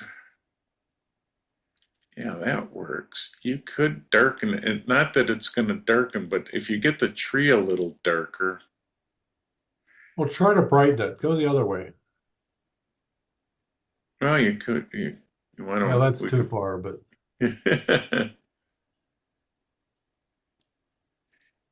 Yeah, I don't know if I'd like it lighter. I could see going darker. Yeah. And then, you could blur it. yeah, I would throw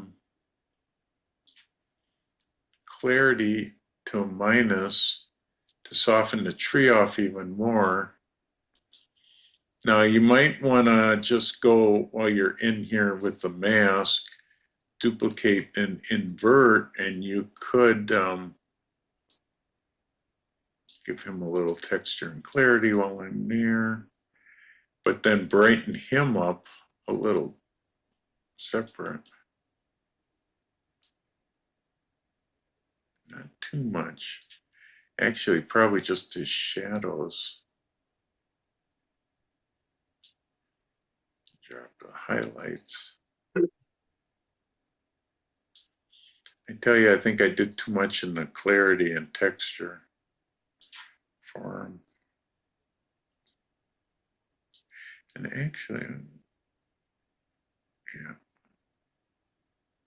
Actually, a little bit of minus clarity seems to help with him. Mm-hmm. Sure. No. And then the other thing you could try doing is the lens blur to blur out the background even more.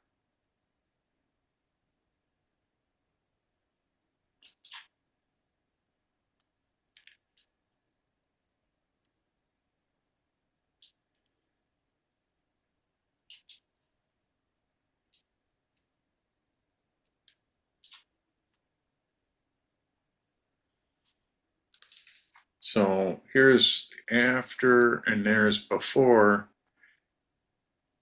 That darkening, it makes him stand out a little better, and then the bright isn't quite so bright. The tree looks so phony though. Yeah. It's it would be one where what I'd probably do is replace the background with something better. I knew and you we're were not gonna say that. yeah. I gotta admit that's probably the one problem with Old Falls Village is finding a good spot to do portraits like this where you don't have a bright background. And this is sort of the same thing here. It's the same problem. I don't mind the bright background there. I really don't. Yeah. That's my personal taste. Not that I don't like Jim in the background, but I think I Oh, would. okay, sure. Jim with his 4 cameras. Yeah. And maybe just bring it up here.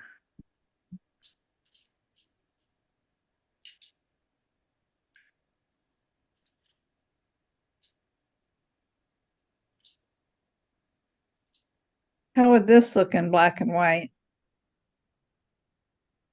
Yeah, that might not be too bad. Let me look and see once.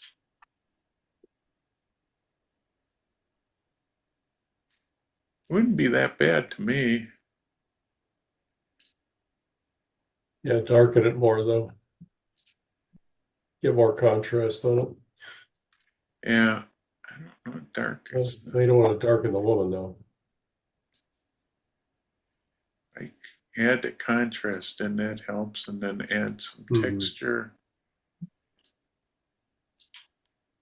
Geez, I missed all this stuff. Yeah. And maybe can use a really heavy vignette to kind of hide the person in the background. Yeah. Jim's camera and lens.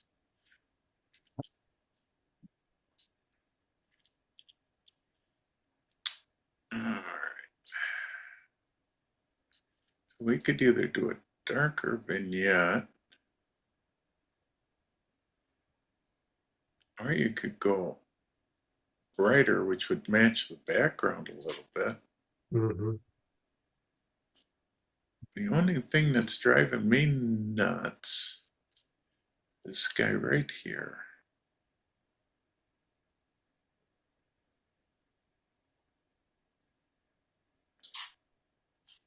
Why would it pick that spot? Pick up here. Oh, that doesn't work. All right, what about the healing one? Now, let's go one step further. That might not work because you crop. There you go, Santa Claus. I usually turn that off and turn object aware on, and I get better results. Well, actually, no, that I could live with. The original one I didn't like. Object aware, let's see what happens.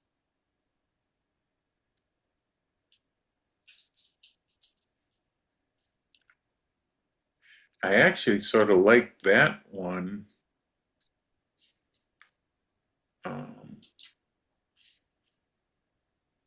Turn off the generative AI. Oh, yeah, okay. Oh, wait, I gotta click on it because it lost it.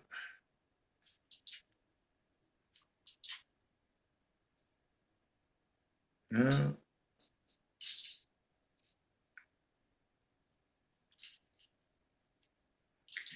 let's try this. Because I just don't like, this guy just doesn't match the scene. Yeah. If you leave even a little tiny piece of the guy, they'll build another person on there. But if you get all of them in, then usually it'll get rid of the person.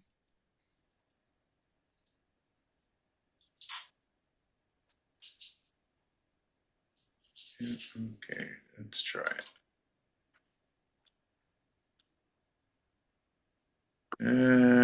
Nope.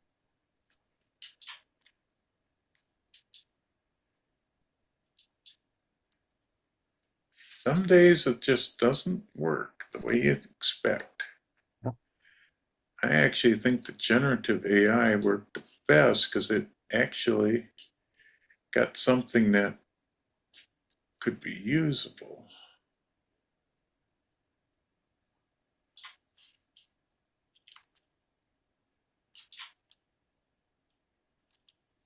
I probably won't get it this time.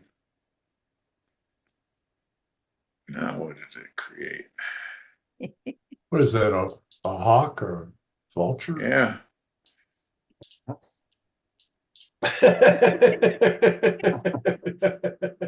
Jeez. See, you just never know what you're gonna get.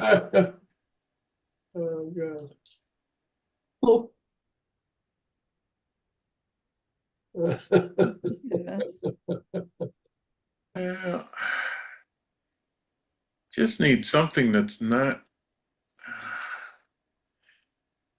Can't quite tell what that is.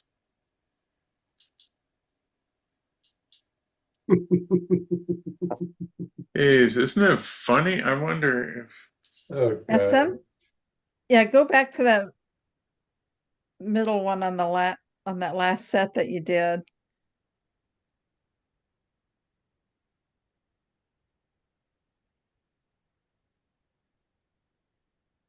Gotta go farther backwards.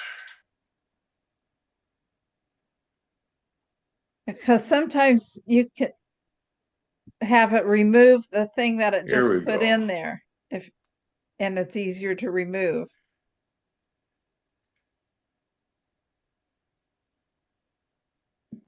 That guy I could live with. That one I don't like too much. That guy actually does. I mean, at least it's not. He's in character. Yeah, it's more of a character than the guy with a funny T-shirt. So that's a little better. And I mean, you could just. There's a lot of different ways to get rid of them that you could do, but that's a little better at least. But we're getting late. And, It's pretty good overall. but yeah, I wish I would have gotten out to see some of this. It looked like it's fun. We're going to do it for 2 weekends next year. So, Oh, cool. Well, that's it. That's all of them. I just skipped over a couple of mine. So, great. So that's it. We can call it a night if Linnea wants to call it a night. I think it would be great. Jeff, this was really incredible. I learned so much watching you work on these. Thank you. No problem. All right. Sort of fun. Yeah. Well, everybody will see you, if not on the 8th, but definitely at next month's meeting, unless anybody wants to gather for a photo shoot somewhere. So have a good night, all. Right. Good night. Night. Night.